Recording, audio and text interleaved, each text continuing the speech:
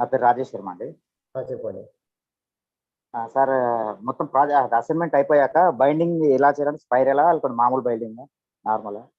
Normal spiral binding చేయండి sir. వేరే file stick పెట్టినా ఓకే, స్పైరల్ బైండింగ్ చేసినా ఓకే. Okay sir. అంటే ఇప్పుడు అసైన్మెంట్ వైజ్ పెట్టాలా పేపర్ వైజ్ పెట్టాలా? అసైన్మెంట్ వైజే పెడతాం అబ్బా, ఇంకేం పెడతాం. ఓకే. రెండు ఇప్పుడు ఒక ఫస్ట్ పేపర్కి రెండు అసైన్మెంట్ కలిపి ఒకటి స్పైరల్ అయిపోయి రెండు అసైన్మెంట్స్ ఉంటాయి కదా ఒక్కొక్క పేపర్కి కలిపి సబ్మిట్ చేసేయాలి, సరిపోతుంది. ఓకేనా? ఓకే. ఏం డౌట్స్?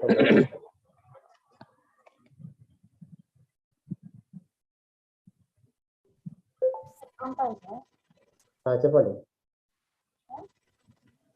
అమ్మా, ఏమైనా డౌట్సా? అవన్నీ మీరు వాట్సాప్ గ్రూప్ ఫాలో అవ్వండి, వెబ్సైట్ చూస్తున్నాండి. ఇప్పుడే మేము చెప్పలేము. జూన్ 6 కూడా ఎప్పుడు ఉంటుందో ఇంకా డిక్లేర్ కాలేదు. ఇప్పుడైతే క్లాసెస్ అమ్మా, ఎగ్జామ్ గురించి మేము ఇప్పుడే ఎక్స్పెక్ట్ చెప్పలేము. ఓకేనా?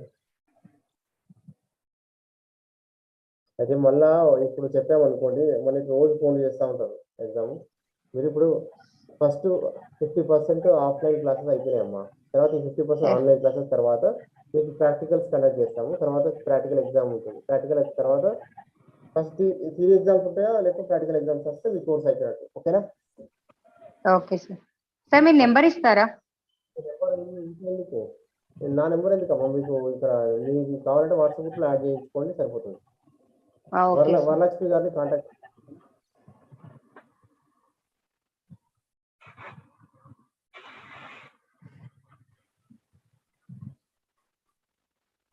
Small doubt sir.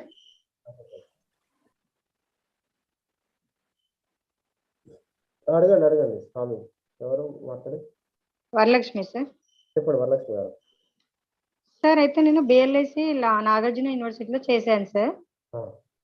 అయితే నాకు ఈ అంబేద్కర్ యూనివర్సిటీ బిఎల్ఐసి బుక్స్ అంటే కావాలి అనుకుంటున్నాను. అయితే మాక్సిమం అడ్మిషన్ ఉన్న వాళ్ళకే ఇస్తారా, మామూలుగా తీసుకోవచ్చా? అయితే అడ్మిషన్ ఉన్న వాళ్ళకే ఉన్నాయి బుక్స్. ఇప్పుడు స్ట్రెంత్ ఎక్కువ జాయిన్ అవుతారు కాబట్టి వాళ్ళు బుక్స్ అమ్మట్లేదు. మేబీ చాయిస్ ఉంటుందా, మామూలుగా డీడీ కడితే ఇట్లా ఇస్తారా? మీ ఫ్రెండ్స్ దగ్గర ఎవరి దగ్గర జిరాక్స్ తీసుకోండి. ఓకేనా? లాస్ట్ ఇయర్ వాళ్ళ దగ్గర అంతేనా? మామూలు యూనివర్సిటీ నుంచి అయితే ప్రొవైడ్ ఉండదు. యూనివర్సిటీ నుంచి అయితే చేయట్లేదు.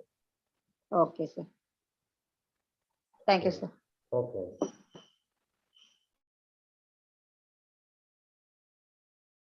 ఇంకా ఎనీ డౌట్స్?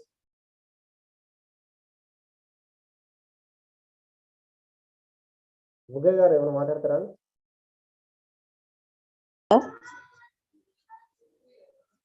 చెప్పండి సార్. ఐడి కార్డ్స్ వస్తున్నాయి, బట్ వేరే వాళ్ళ admission number and date of birth ఉంటుంది కదా సార్, అది కాపీ పేస్ట్ చేస్తే వస్తున్నాయి అన్నమాట చాలా ఐడి కార్డ్స్. అంటే అది రాంగ్ ప్రాసెసా రైటా? మీ ఐడి కార్డ్ వచ్చిందండి? వచ్చింది సార్. అంతే. స్టూడెంట్ వెబ్సైట్ ఓపెన్ చేయండి. వెబ్సైట్ ఓపెన్ చేసిన తర్వాత బిఆర్ఏవి ఆన్లైన్ డాట్ ఓపెన్ చేసిన తర్వాత మొత్తం examination branch, student information, admission అంటుంది. స్టూడెంట్ ఇన్ఫర్మేషన్ హెడ్డింగ్ లో కింద మీకు డౌన్లోడ్ ఐడి కార్డ్స్ ఉంటుంది. అలా క్లిక్ చేస్తే మీ admission number, date of birth type చేస్తే వస్తుంది. అంటే అక్కడ రావట్లేదు సార్, సమ్ మిస్టేక్ ఉందేమో తెలియదు. మేము బిఎల్ఐసి లో కూడా ఇలాగే చేసాము. అంటే వేరే వాళ్ళ ఐడి అది ఉంటది కదా సార్, కాపీ పేస్ట్ చేసాం అన్నమాట. అది అయితే రాంగ్ ప్రాసెస్ అయితే కాదు కదా సార్ ఐడి కార్డ్ కోసం? కరెక్టే అమ్మా, చేసిన కరెక్టే. కానీ మీ ఐడెంటిటీ కార్డ్ వచ్చిందా? వచ్చింది సార్, వచ్చింది. వస్తే no problem. Okay sir, thank you. Right అండి.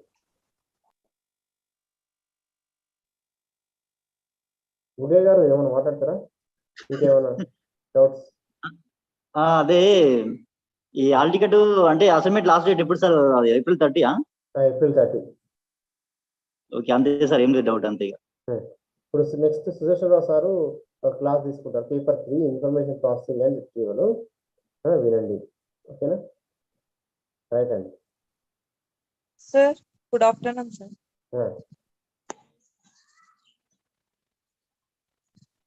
సార్ చెప్పమ్మా. సార్ నేను ఆల్రెడీ సర్టిఫికేట్ వెరిఫికేషన్ చేయించుకున్నాను సార్. MLIC ఐడి కార్డ్ అయితే ఇంకా జనరేట్ అవ్వలేదు సార్. ఇంకా మీరు పంపించిన వెబ్సైట్ లో నేను వెళ్ళి నా డీటెయిల్స్ కొడితే అందులో బిఎల్ఐసి ఒక్కటే చూపిస్తుంది సార్. బిఎల్ఎస్ ఒక్కటే చూపిస్తుందా? అవును సార్, బిఎల్ఐసి రిజిస్టర్ ఇప్పుడు ఆన్లైన్ క్లాసెస్ కోసం BLIC first year, second year, third year అని అలా చూపిస్తుంది సార్. MLIC క్రెడెన్షియల్ డీటెయిల్స్ అన్ని చూపించడం లేదు సార్. నేను సర్టిఫికేట్ వెరిఫికేషన్ కోసమే వచ్చి చేయించాను సార్. మాది కర్నూలు డిస్ట్రిక్ట్ సార్. మీరు ఒక్కసారి వచ్చి ఎస్ఎస్బిలో కలవండి అమ్మా, స్టూడెంట్ సర్వీసెస్ యూనివర్సిటీలో కలవండి, ఓకేనా? సార్ చిన్న ఇన్ఫర్మేషన్, మీ క్లాస్ మీ సబ్జెక్ట్ ఏంటి సార్? నేను బిఎల్ఎస్కి చెప్తాను, లైబ్రరీ అండ్ సొసైటీకి చెప్తున్నాను ప్రజెంట్. మాకు MLISకి సబ్జెక్ట్ వైజ్ ఏం రావట్లేదు సార్. మీరు నేను తీసుకోవట్లేదు, మీకు మంచి మంచి రీసెర్చ్ పర్సన్స్ ఉన్నారు ఇంకా బయట నుంచి, వాళ్ళు చెప్తారు. Okay, thank you sir.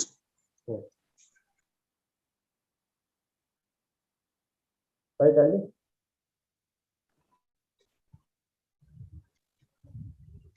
Good afternoon sir. నా పేరు Vijayalakshmi sir. Okay sir. Sir assignment. Sir good afternoon sir. Good afternoon sir. Good afternoon to all. Good afternoon sir.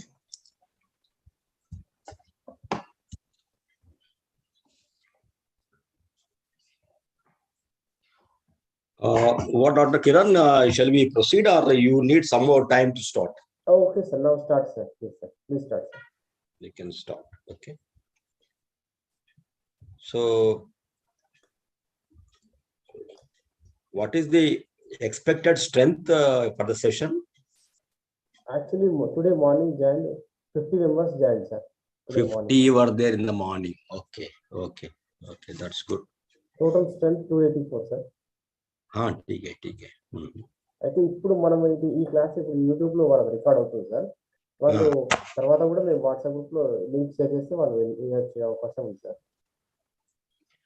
So now can I start? Yes sir.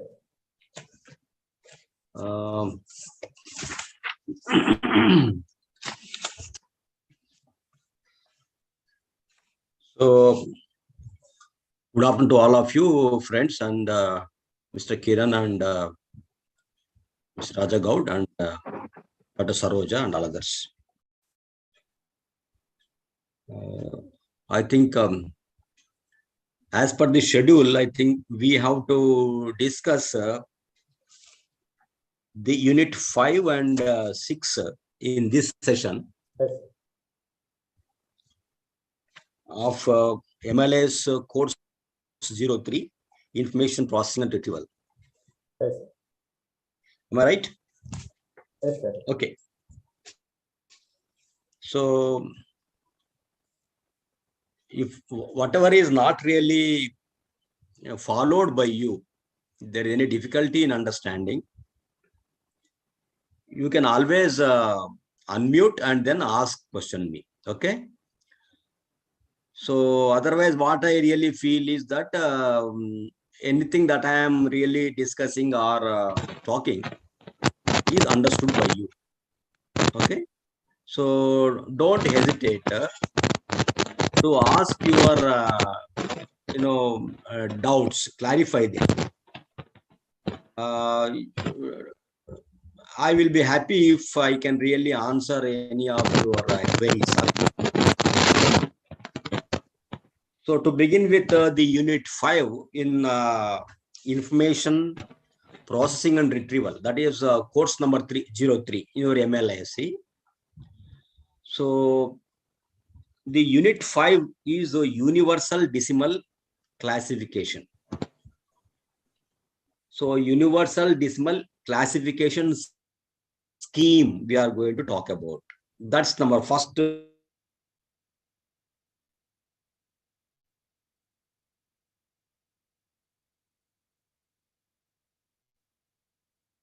topic will be the unit 6. Is it audible to you all? Andariki vinipistunda? Yes, sir. Voice is breaking, sir. Voice is breaking. గర్గర్ sound వస్తుంది sir.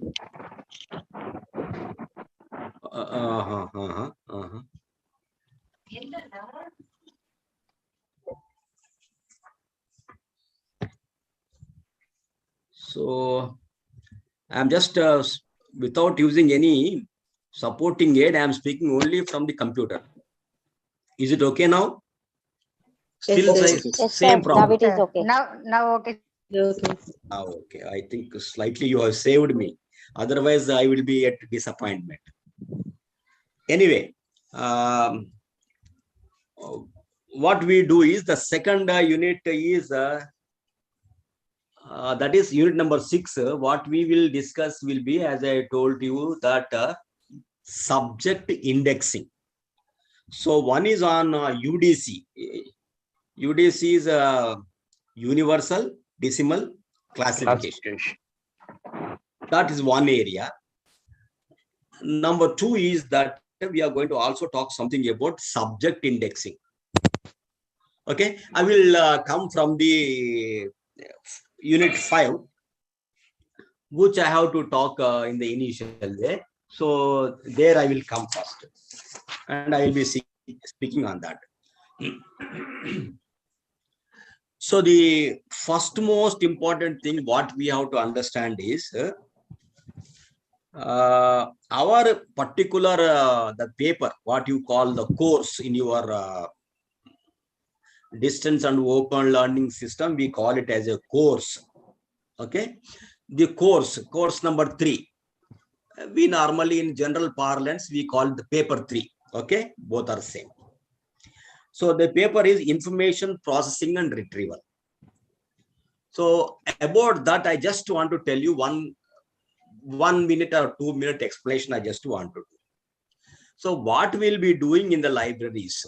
Libraries, what they do normally, I'm sure you all, because you have done your Bibliography and you have come to your MLISc, correct? Na? You have some, library science background is there with you. So in the libraries, we procure or we get, we acquire some kind of documents. Documents means what? It could be a book, it could be a journal, it could be a kind of microfilm, it could be a kind of computer file, it could be motion picture, it could be manuscript, it could be maps, it could be so like that, gazetteers or whatever it may be. These are all what we call them as the documents. What we do in the libraries is, or what the libraries possess, is nothing but some documents will be there in the libraries. This is basic issue. So what the libraries are expected to do, what is their job, the job of the libraries I am talking. The job of the libraries means the job of the people, those who are managing the libraries. That means we have to say that they are the librarians or the library staff members, library personnel. Okay, the library members, what they have to do is they have to help our readers or users, the visitors who are coming to our library, by providing either information or the documents, whatever they really want from the library. I told you 2 things here. We get documents, books, etc. into the library. We have library staff members in the library.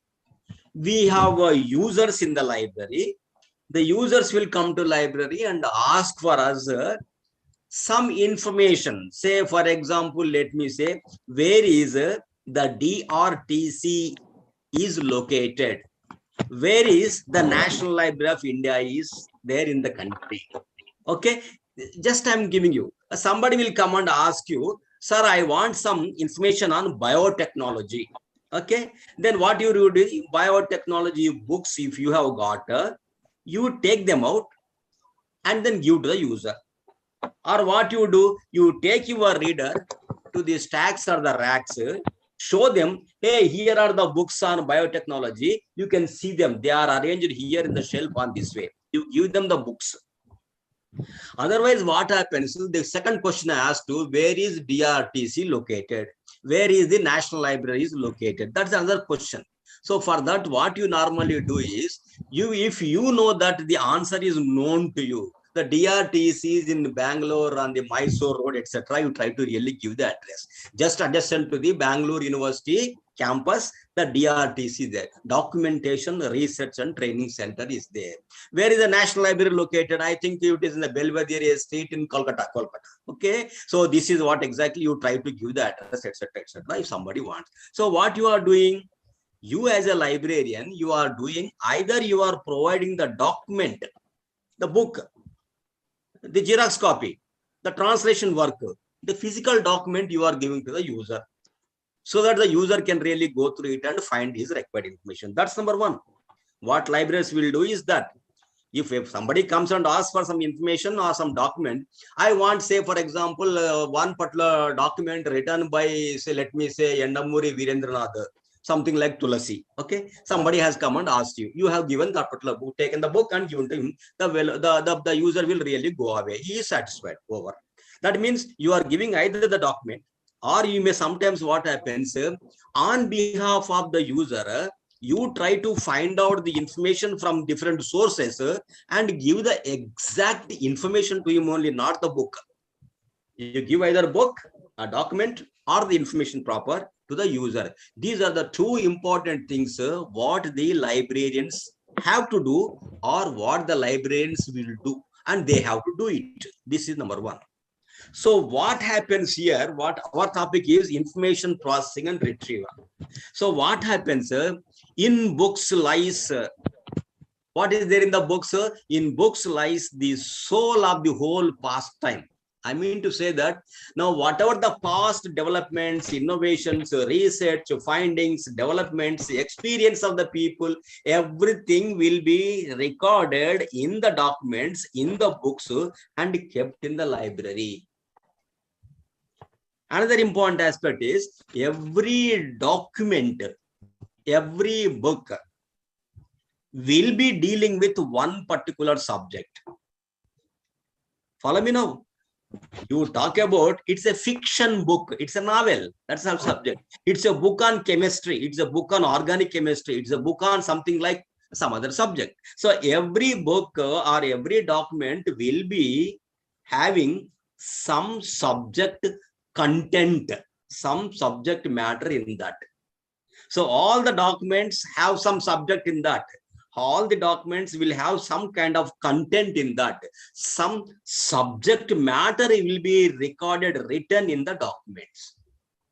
So what we have to do is, we have to analyze, we being the librarians, when we, I mean to say, we the librarians, the people, those who are working in the libraries, what they have to really do is, they have to make the content analysis. You understand me now? Content is equal to subject. When I say content analysis means the subject analysis. Okay, and then that subject analysis, after analyzing the subject matter contained in the documents, what we really do is we try to provide them some kind of subject number, content number, class number we give to it.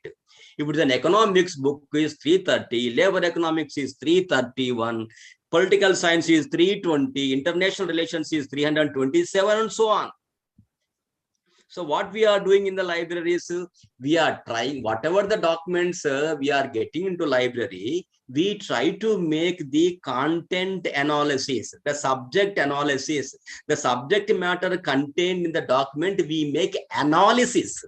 We try to understand what is there in the particular document, because every document contains some information. That what is that information, what the subject matter is there in that particular. So that subject, once you really identify, understand, analyze it, then you really try to give some kind of content designation number, content representative number.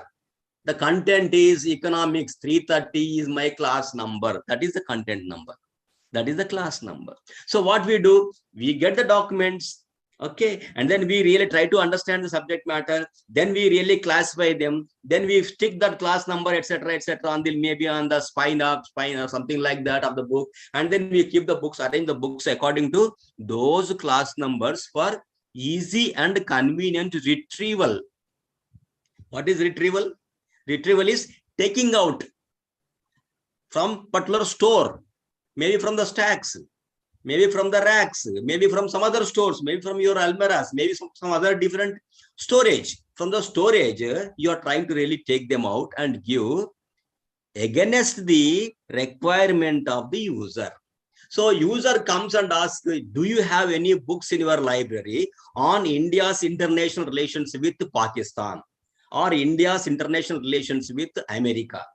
Somebody has come and asked you. So what you have done, we have some books in the library, international relations in 327, 0.54 is India, then 073 is America. So that's the number. 327.54, 073 is the call number, the class number, the subject number for the India's international relations with America. That is the number you have given to the book, and those books are kept there. All the books are on 327. When I say 327.54, according to your DDC, is India's international relations. Of course, 0 something, 0730, etc., etc. That is exactly other country like. So this is how what we normally do is we get all the books into the library and all the documents into library. Documents can be not necessarily only books. It can be something like computer files, microfilms, motion pictures, video recordings, audio recordings, manuscripts, these, that, reports. Everything is a document. Everything is a document. All those things, because it's a comprehensive umbrella name, we really call it as a document. Earlier we used to say we will get the books into the library. Not just books. There are many things are also there. So everything and anything what you really get to your library, what you really do is you make the content analysis and represent that particular content, represent that particular subject matter, maybe using some subject number, class number. Maybe sometimes what you really do is you may also give some kind of subject heading entries also. That I will really come to that little later. Okay, so then user also comes and asks for some information, and user question, user query on a particular subject, and the way how you really organize your books in the library, we really match them. It's a matching business. He wanted labor economics, so I have really organized labor economics on 331. So 331 is matching with my user request of labor economics. Then those books, I take them out and then give to my user. This is what exactly taking them out and then giving to the user is retrieving. Then what I said is information processing. What is processing? You have been classifying, you have been cataloging, you have been indexing. Indexing is giving the index number for the documents, maybe giving the index term to the document, subject of the document. So either giving index number is class number, index word is keywords, key terms, subject terms, which you can really take from subject headings or from the thesaurus also. So this is what normally happens. So your topic is information processing and retrieval. The documents that are coming to library is compulsory every time. You get every now and then books are coming, documents are coming to library. What you have to do, you have to process them. That means what exactly you have to do? Content analysis. You have to give the subject coding or the subject, keywords you have to give. And then of course you preserve or store your documents, maybe in the library, maybe shelves or racks or whatever it may be, or some other place. Then of course, when a user comes with some kind of query, a question, asking some subject information, that subject or keyword and the subject, how you really organize in the library, you try to match those. My request and the way how really I organized, I process the documents, I try to match them and take out whatever is really there in my library and give to my user. This is what normally happens. It's one of the biggest jobs, one of the toughest jobs, and one of the really, when you really think that library has to function properly, this particular activity, the information processing and retrieval, is going to be important. Like this is exactly what I really want to tell you is this is a background. We are going to work on that. We are going to study on those issues. Like, is understood now? Okay. Okay, sir. You have to answer me sometimes.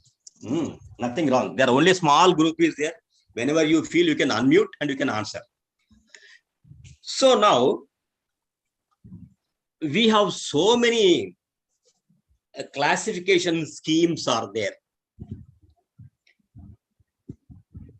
You know it probably because you must have studied DDC. Yes or no? Yes, sir. Yes, you know it, DDC. UDC, the second one, this is what I am really going to talk to you. That is called Universal Decimal Classification, UDC. Colon classification, subject classification, bibliographic classification. Oh, there are Library of Congress classification. There are so many classification schemes are there. Okay, after all, what they really do, what these classification schemes or systems will really do, they are meant for information organization. How you are organizing, you are cataloging and classifying and indexing. This is what we call organization. If somebody asks you, how do you organize your collections in the library? What is organization? Only putting them in the order, bigger books at one place, smaller book at one place. That's not organization. Okay, new books at one place and old books at another place. That's not organization. How you are organizing the documents subject-wise is what we call organization. Subject-wise organization, it includes both indexing, I'll tell you later, classification, cataloging, and so on. These are the methods of organization of information in the libraries. Okay. Now let's really come back. I told you, for organizing the documents in the libraries, we have good number of classification systems are there. Classification schemes are there. One of the foremost and the best classification scheme that has evolved in the field is Melville Davis DV decimal classification scheme. Maybe that has come up in 1876. First classification scheme. Okay, supposed to be the first dynamic classification scheme. People really call it as a dynamic classification scheme. If somebody has unmuted, they have to see that there won't be any noise. Okay, that's very important. Others will get disturbed. For me, no problem. So there are many classification schemes are there. Just now I told you, Library of Congress classification, okay, bibliographic classification, universal decimal classification, DV decimal classification, our own great, the Indian Padma Shri S.R. Ranganathan's classifications. You know what it is? Ranganathan contributed a wonderful phased classification scheme, which has a lot of applications in the entire world. What's the name? Colon classification. Want to tell me that? You know it. Don't hesitate. You think that we are in a physical class also. The small group, only 30-40 members are there, 38 members are there. So we can like classroom. You can answer. You can, when you don't know, you can also question. That's what exactly I always like. Let us try to learn something. No, everything probably we may not learn. At least the basics let us learn. That's very important. So if we know the basics, we can pick up very well. We can really catch up with other things also. Right. So now, before we talk about universal decimal classification scheme, as I told you, Melville Davis DV decimal classification scheme is called as a dynamic classification scheme. Why it is dynamic? Because before Melville DV, people used to put the books in the almirahs and fix a number, almirah number 10, then shelf number 3, and then the serial number is 4. That is how you really try to fix the particular book in a particular almirah. That was the olden type of classification scheme in the libraries. So that particular book, once a particular user uses or takes home and gives it back to the library, it has to go again back into the almirah number 10, then shelf number 3 and serial number, so on, so in the same and so much shelf. That was the scheme. So this is a fixed scheme. This is not dynamic. Now what really happens, as and when on the same subject, so many books are coming, all those same subject books, they have to be kept adjacent to the other similar subject books only. That's what normally we call in a bigger term filiatory order, filiatory sequence. We also call it. Of course, we will try to discuss this some slightly bigger concept. We will talk them later. But so the same subject books will be kept in the almirahs or racks at one place only. Today in one almirah, I have 2 books are there in library classification. I have got another 5 books have come. All those have to be there at one place only. Okay. We have one concept is called APUPA. Did you remember? Apupa pattern. Yes, sir. Alien, penumbral, umbral, again, same thing. Penumbral and okay, alien. So Apupa is all the related work, all the exact works on the same subject will be in the middle, and its related subjects will be on the either side. This side and this side there will be related subjects, and those subjects which are not related to it will be distantly placed. They will be away from there. This is what we say. This is how you classify. This is how you really organize your documents. So that what happens if somebody wants some information and comes to your library, then you will be able to locate and retrieve and give to your user. That's exactly your job. Your job is only to help the users in providing either information or the documents. Documents. Yes. Here, one more important point you have to always understand. What point is that most of the users coming to our libraries, large majority of the people, highest number of people, they come to library and seek information or seek documents only on subjects. I want a book on nanotechnology. I want a book on blue-green algae. I want a book on, say, for example, adult education. Okay. All these are subjects only, isn't it? I want some books on India's international relation with Russia, because this are now the big issue is going on here, isn't it? So like that, people coming to libraries, a large majority of the people, they will be, so people asking, do you have a book written on organic chemistry by Barrow or some other person, etc.? Nobody will come and ask. I don't say nobody will ask. Only maybe 1% people will come with their known authors' names of the books and come and ask for the book. I want so and so book in your library. Do you have? I think this kind of queries, this kind of requirement of the users is very, very limited, very, very little. But what is the biggest number of kind of inquiries and queries are how the approach of the users to the library is only they want information on a particular subject. It could be X author, Y author, Z author, whatever it may be. It could be Indian book or foreign book. We don't want it.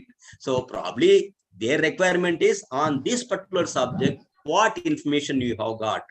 So all that information will be arranged in the libraries only because of this information being processed. And then once you can really process it very well, once you really index it very well, once you really classify the information properly, then only you will be able to retrieve it correctly, immediately, and give to user. Otherwise, what happens? You may have to really go around the whole racks and shelves from A to Z and spend unnecessary time. And that is not really saving the user time. Tangaran said, na, save the time of user. That means what happens? You have to meticulously, very correctly organize, classify, catalog or index. And next books. Then you will be able to retrieve it properly and give to your user line. This is the basic background. Before we really go on to the subject, what we can really say is our title is information processing and retrieving. Right. Okay. Now let's really go on to what is this universal decimal classification. 1 second.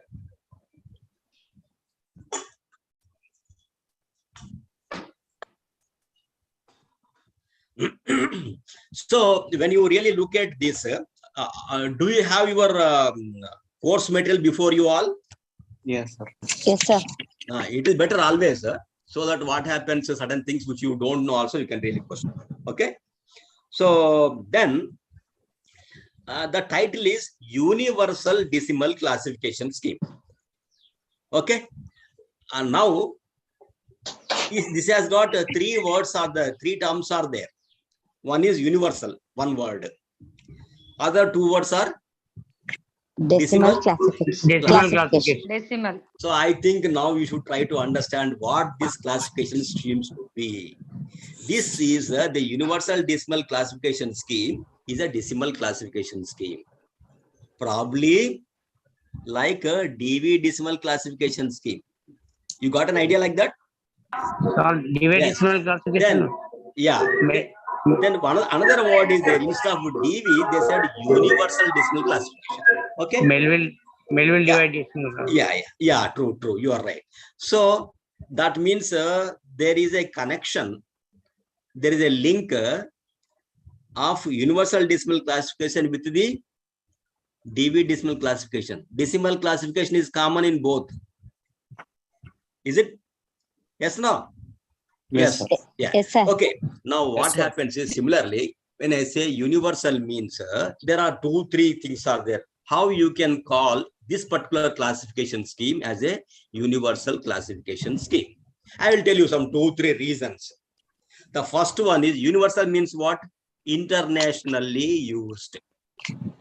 This particular classification, universal decimal classification scheme, is used throughout the world. Okay. Yes, sir. Number one. Number two, this universal decimal classification scheme is a bibliographic classification scheme, is a general classification scheme. This covers all the universe of subjects. You got my point now? The second important thing when I have to really call it as universal. Universal means it is used worldwide. Oh, okay. This classification scheme is used throughout the world, especially for the special and academic libraries. People are using in the entire world this universal decimal classification scheme. Number one. Another reason of universal is that it covers all the universe of subjects. When I say universe subjects means the universe of subjects, it includes science and technology, social sciences, arts and humanities. The whole lot of subjects that are known to the mankind for the human being, they are grouped into 3 broad areas, disciplines. Arts and humanities is one group where you have got literature, language, culture, etc., history and so on.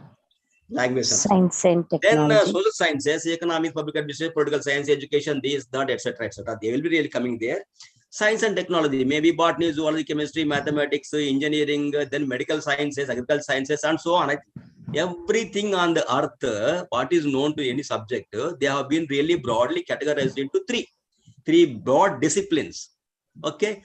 Now, all these disciplines information, all these subjects are covered in this classification scheme. Therefore, it is called universal decimal classification. Universal. Why it is called decimal means you must be knowing, because you have also come across your DDC in your BLBC, isn't it?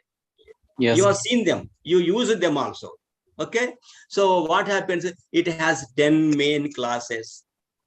Each class is further subdivided into 10 times, and that subdivided class is again further subdivided into 10 times. This division of the 10 times is what we really call decimal notation. So this is also a decimal fraction notation. This is also what we can really say is this particular universal decimal classification. One very important aspect what we have to really try to understand is the universal decimal classification was prepared based on DV decimal classification scheme. Now you got the point. So the roots, the basics of the universal decimal classification scheme has been borrowed from DV decimal classification scheme. Now, when UDC was being developed, it's called UDC. Okay, not upper division clerk. Don't misunderstand. That's the word you used to really have it. It's UDC is universal decimal classification. You are right. So the UDC, when it was devised, when it was really being prepared, okay, now what they done is the people, those who prepared it, Paul Otlet and Law Fontaine. These are the 2 Belgian people. One is a lawyer, other one is a kind of Nobel Prize winner. Okay, these 2 Belgian people, they went on to really have a classification scheme for classifying the entire universe of subjects. You got my point? Paul Otlet, Henry Lafontaine. Okay, these are two people. They have really come together, and what they did is they established an international, center, bibliographic center. What they really call it as IIB, International Institute for Bibliography, International Institute for Bibliography. It's called IIB. Now they really established in 1895. International Institute of Bibliography. Bibliography is what actually they have to do. They have to really make a list of all the books. Bibliography means what? What is bibliography? They have to prepare a list of the books. So all the bibliographies, normally they are really been prepared using some classification numbers. Like they are all actually listed class-wise, subject-wise. So subject-wise listing of the books will be there in the bibliography. You try to understand it now. So this is an International Institute of Bibliography, was established in 1895 by these two Belgian people, Paul Otlet and Henry Lafontaine. And their purpose is that they wanted to really prepare a worldwide bibliography of all the books published in the entire world. When you really want to compile a list of all the books published in the entire world, what you have to really do? You have to collect the books, and the books will be on different subjects.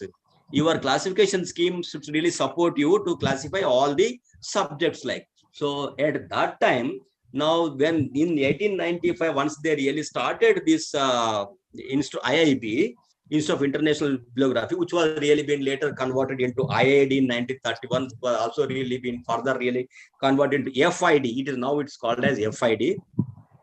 FID name also slightly changed, but abbreviation is same. FID abbreviation stands. FID is International Federation of Documentation, but it has been slightly again refined and called as International Federation of Information and Documentation. That's exactly the new name for FID.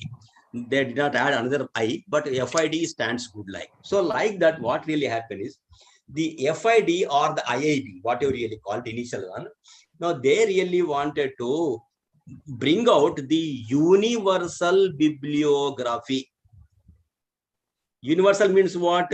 The worldwide list of all the books and all the subjects and all the languages have to be really prepared. The preparation will be subject-wise only. When they have to really subject-wise prepare means they have to give the class number, subject numbers. For giving subject number, they want a classification scheme. They have searched here and there. They have found DDC was there existing at that time, supposed to be a good classification scheme. But yet they really wanted to, make some better modifications into that so that it will really cover all, etc., etc. Then they have taken permission from DV, Melville DV, and at that time the DDC was in its 5th edition. That was really been taken as the base for preparing the Universal Decimal Classification Scheme. Therefore, the roots, the basics of DV Decimal Classification Scheme, the structure of DV Decimal Classification Scheme, the spirit and essence of DDC will always be there in UDC also. UDC is Universal Decimal Classification Scheme. So it is also having 10 main classes, but of course what they have said is one main class, that is class number, the 4th one, okay? They kept it vacant, hoping that there will be some new subjects will be emerging in the future. Those subjects can be really given some number. So therefore one bracket, one open number they have really kept there. The number is 4 like. So this is what normally we have to really understand, that Universal Decimal Classification is the classification scheme based on DDC. And then, of course, it was prepared by those two Belgian people like Paul Otlet and Henry Lafontaine. And they really wanted to classify all the books in the entire world and prepare bibliography. For that, they needed one. They have really done it. Then, of course, they have really, what they really done is, unlike in the DDC, in UDC, you have got some more number of features are there, where one subject can be combined with other subject, one thing can be added to other, etc. And then to make a proper classification of the documents, they have given some good number of, the facilities were really been there in this UDC. And the first UDC edition was really brought out in 1905. Okay, it was really been brought out in French language. Later, of course, it will be different. 13-14 language was been translated, and it is being used in the entire world. Okay, and its name was what you can really say is that is a Manual do Repertoire Bibliographic Universal. Okay, that was the name initially. They really used it for that, and later it was really been brought out into different languages like English and so on. This is the background for your universal decimal classification scheme. Okay, now this was in the German language, in French language, and I think in English language, like that. It was really been translated to 13-14 other languages. Now this particular UDC, what you call universal decimal classification, though this FID is the body that is really taking care of managing and all those things. Now it is in the recent past, it is being published only by the British Standards Institute. Therefore, what we call this is in different things. It is one is abridged version, one single version, medium edition, and complete edition. UDC is brought out in 3 kinds. One is abridged, small one, single volume. Second one is medium edition. It is in 2 volumes. One is schedule, other one is something like index like. Third one is complete edition. So it is in 3 types. UDC is published in 3 variant forms. One is abridged edition, medium edition, and complete edition like. Okay. Now this British Standards Institution, we call as BS 1000B. Okay, that has really been publishing the UDC like. So UDC 1000 BS 1000M is equal to medium edition. Okay, BS 1000A means abridged edition like. So this is how it is really been brought out. Now in the medium version is normally being used by the libraries many a times. Now in its part 1, we call it as systematic tables are there, schedules. Okay, schedules are there in part 1, that is volume 1, and in part 2 is alphabetical subject index is there. So DDC you have got sometime probably in the different versions. Now it is in 4 volumes, you know it, correct now? So volume 1 has got introduction and tables, isn't it? Then under 2 and 3 are nothing but they are the schedules like up to 500, and then the remaining part in the 3rd volume, isn't it? The 4th volume is index or the relative index. Okay, so relative index, and there is also some manual is also there in the new editions like. So like that it is in 4 volumes, the DDC now. Okay, now this DDC is in 2 volumes only. One is what we can really say part 1 or the volume 1 is systematic tables, and second one is what we can really say is this is the alphabetical subject index like. So subject index will help you to locate your subject or subject number, and easily you can really able to give the class numbers like that. This is what normally as far as your DDC is really concerned. Okay, now the UDC the latest edition, what we really call it as BS 1000A, abridged version of single volume is of 2003, and it is also complete version also brought out in 2005. That's what really been going on. Like. Now try to really understand what it is really going to talk about it. Now UDC is the contribution of so many people. So many people say that you are a librarian. You are using UDC. When you went on to classify a particular document, maybe it's a new subject, new combination of subjects like, okay, whatever it may be. When you went on to give the class number for that suitable number, if the number is not available, what happens? You as a classifier, okay, you are classifying the document, therefore you are called classifier. Classificationist means what?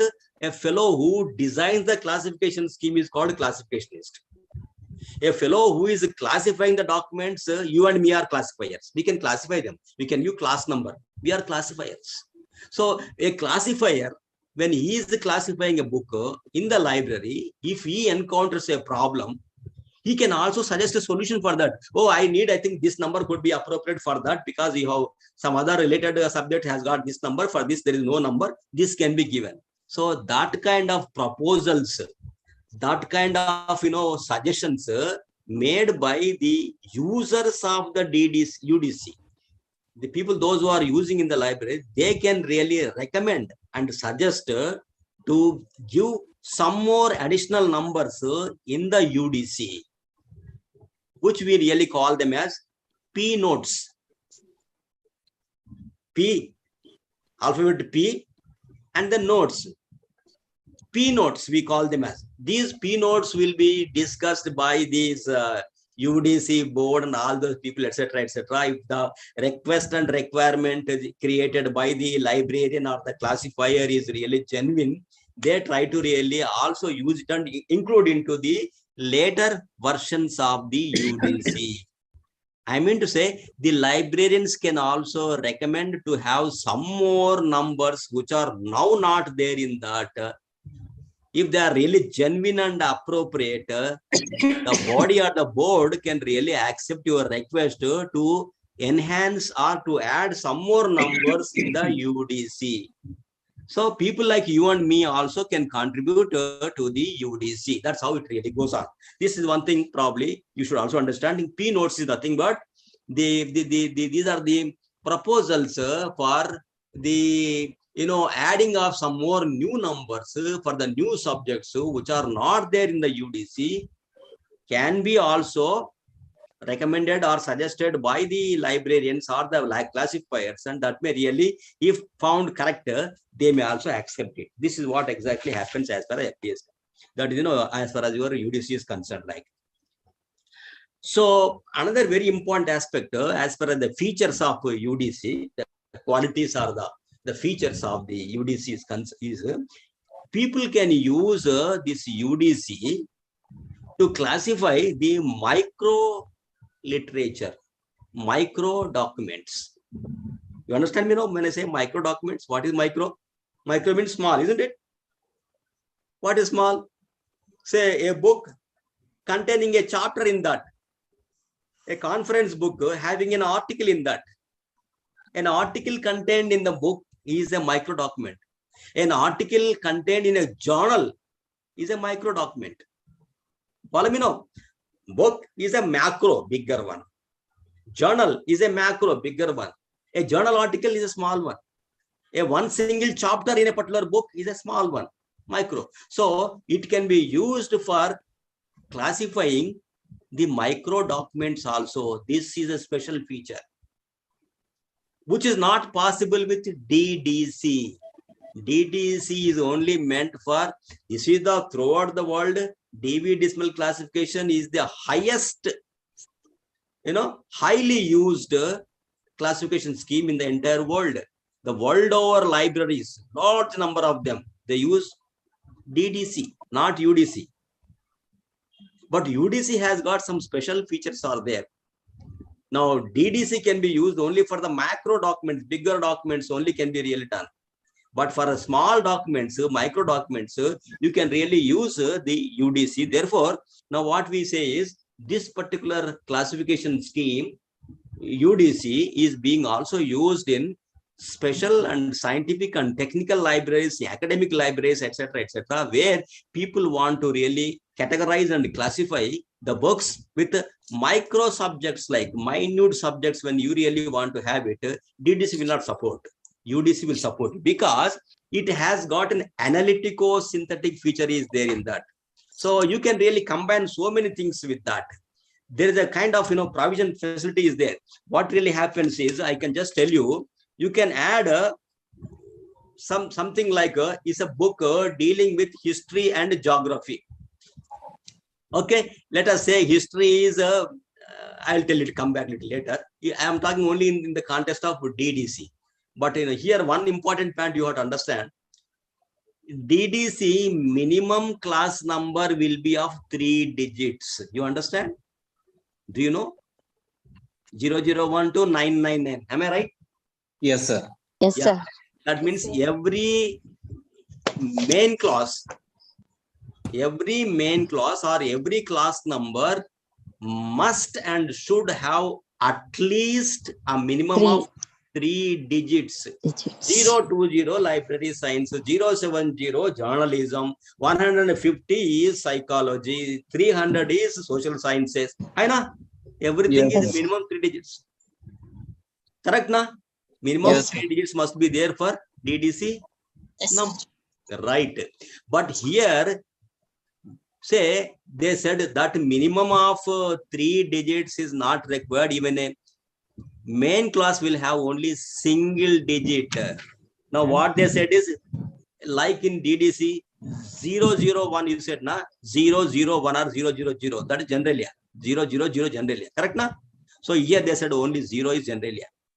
Okay, general methodology, etc., etc. 100 is philosophy, correct na? No, here they said 1 is philosophy. The 00 is not required. 1 is okay. 1 means philosophy. 2 means religion. 3 means social sciences. Then of course 4 is kept blank. 400 is there, na, languages. What they did is 800 is literature. Am I right? Correct. In DDC, 400 is languages. Correct na? In the language you try to something about words, phonetics, grammar, this, that will be there in language.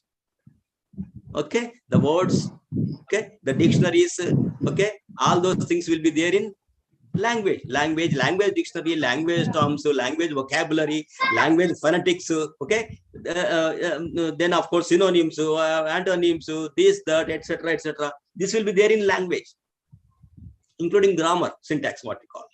But when you talk about literature, it's a book on prose, it's a poetry book, it's a drama book, it's a fiction book, it is something. These are all the literature. So the language is 400, literature is 800. So now what they said is, because they have used some kind of, what you say is connecting symbols or, indicator digits, etc., are used in this to say that, so the 4 and 8 are put together and they kept in 8 only. 8 is going to both talk about literature and languages are there in 8. So the main class 4 or 400, whatever you really call in UDC, is kept vacant, kept blank. Why kept blank?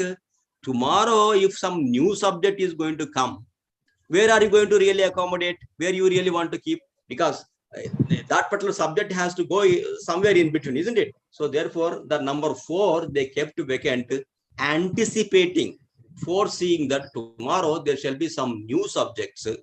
If they really come, I should be able to give the appropriate place for that and fix the class number also. For that, they gave some blank, main class is blank. Number 4 is kept blank.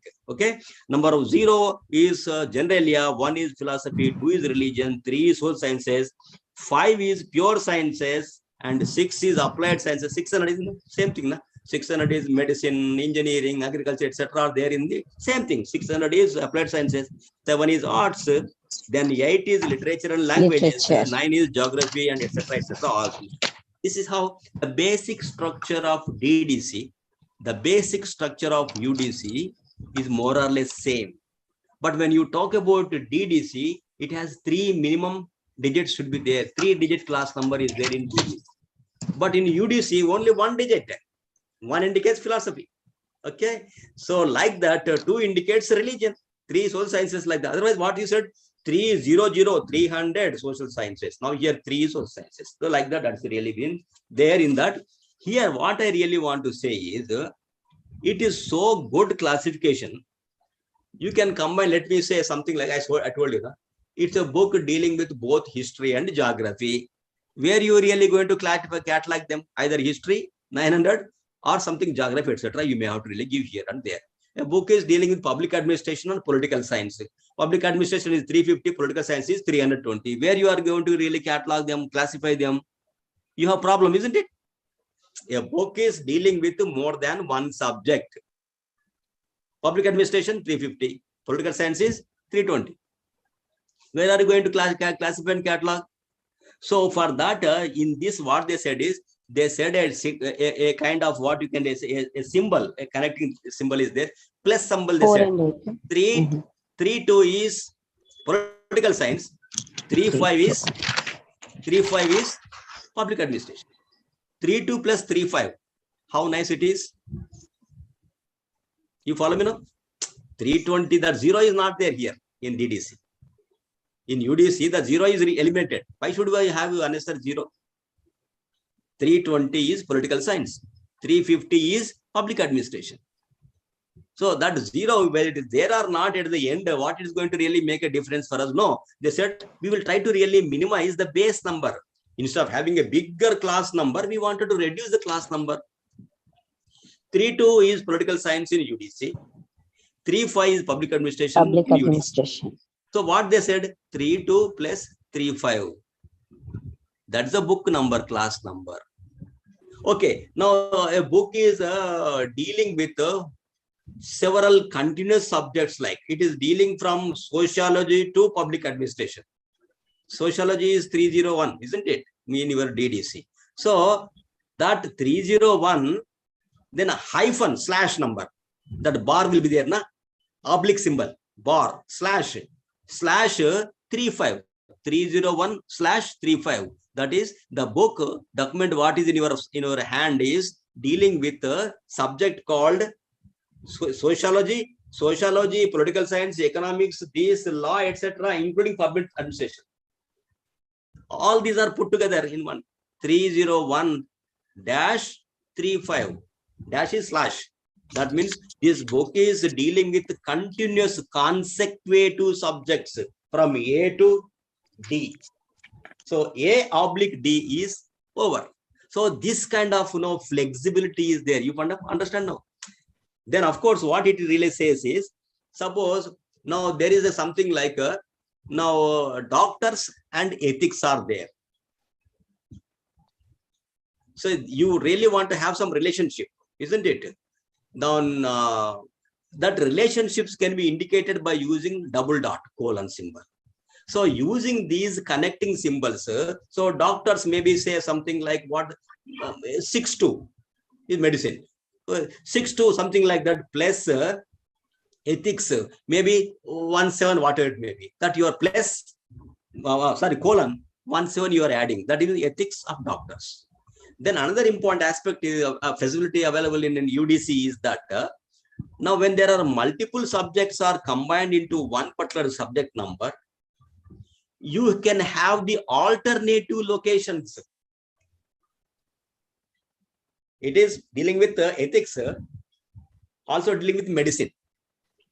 It can go into medicine or it can go into ethics also. That kind of flexibility is also really given in these things. So like that, this is supposed to be one of the important classification schemes. One more important feature is there, which is very frequently asked in your exams also, many a time, in large number of times. Starvation policy is a policy they really use in UDC.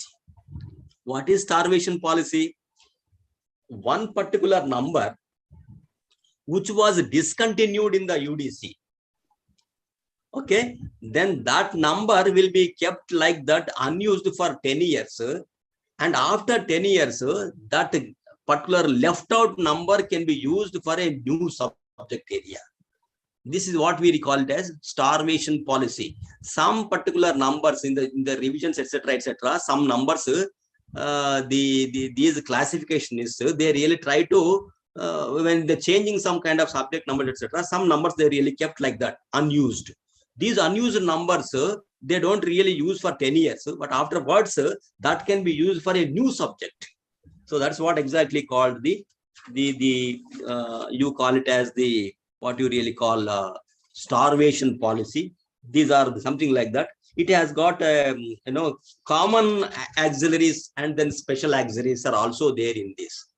Auxiliaries are nothing but standard subdivisions. You have got, in your DDC, there are 7 or 8 tables are there. Am I right? Yes or no? Yes. Yeah. So maybe something like standard subdivisions, one particular table. Number 2 is area table. Number 3 maybe that is language, or 4 maybe something like literature, persons, racial, ethnic, geographical, etc. Literature, languages, etc. Some tables are there. Okay. Persons also one more table is also there, isn't it? this kind of information, what you really call, they are the standard subdivisions or the okay. Now and other kind of tables are there. This information, what we call as, they are the common isolates. They are the standard subdivisions. Like, so these standard subdivisions are called as auxiliary tables in UDC. In auxiliary tables, there are special auxiliaries are there in some special to that particular subject. There are common auxiliaries are common to all subjects. There are special auxiliaries, they are listed in the schedule only. It is only in 2 volumes. One is schedule, second one is alphabetical index. So in the schedule only, we have common auxiliaries, we have special auxiliaries. Special auxiliaries are listed specially in the same subject then and there. Common auxiliaries are those and they are for all subjects. Like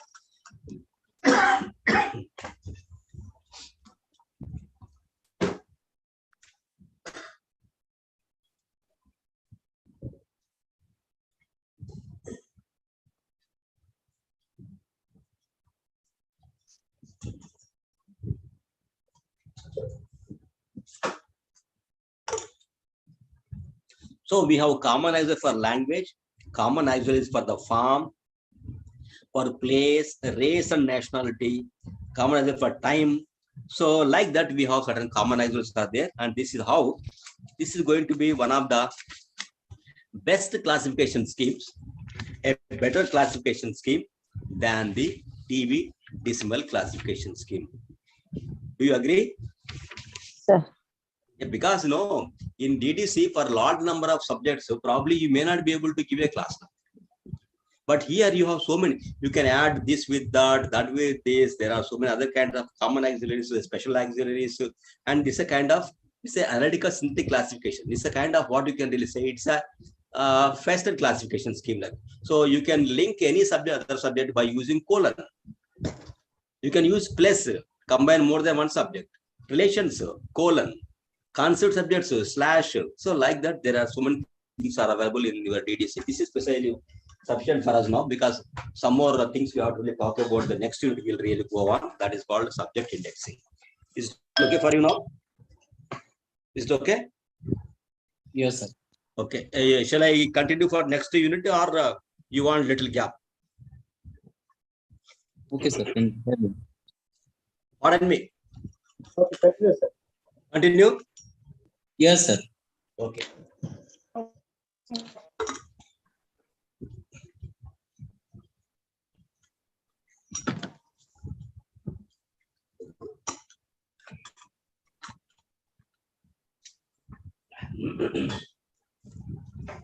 I have already told you little about what is this information processing and retrieval in the beginning.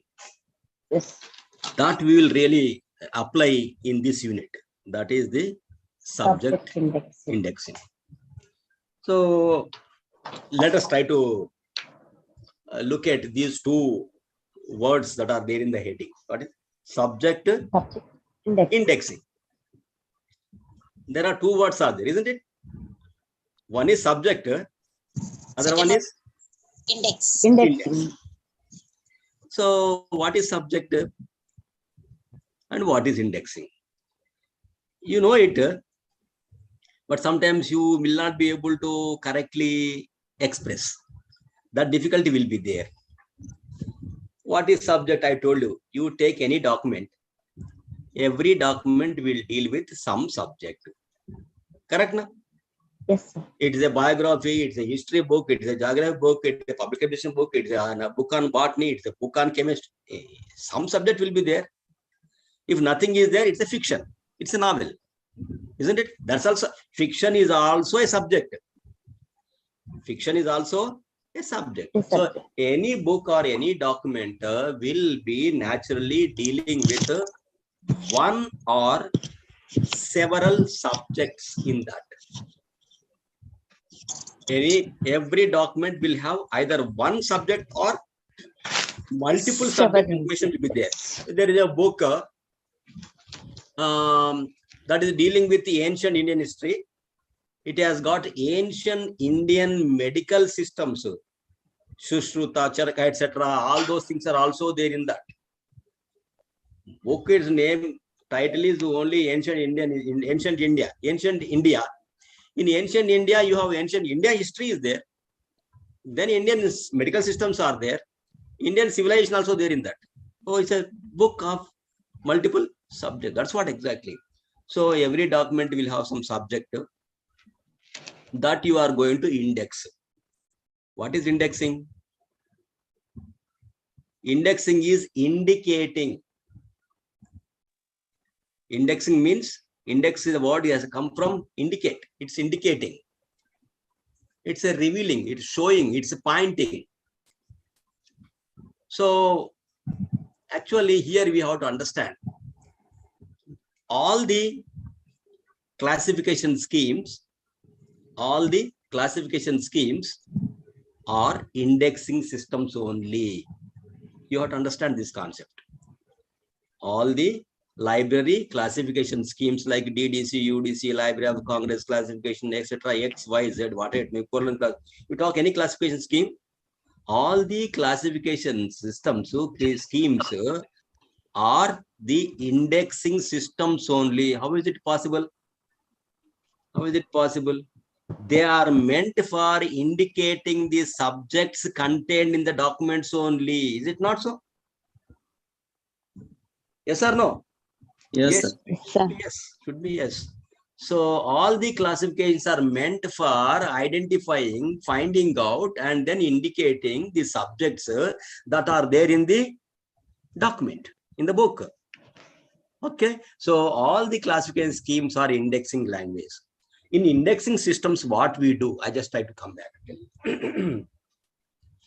I told you initially that, in an indexing system, what will be there is that, of course, in your work also in the beginning page only it was really mentioned that the indexing includes two important components, two important phases,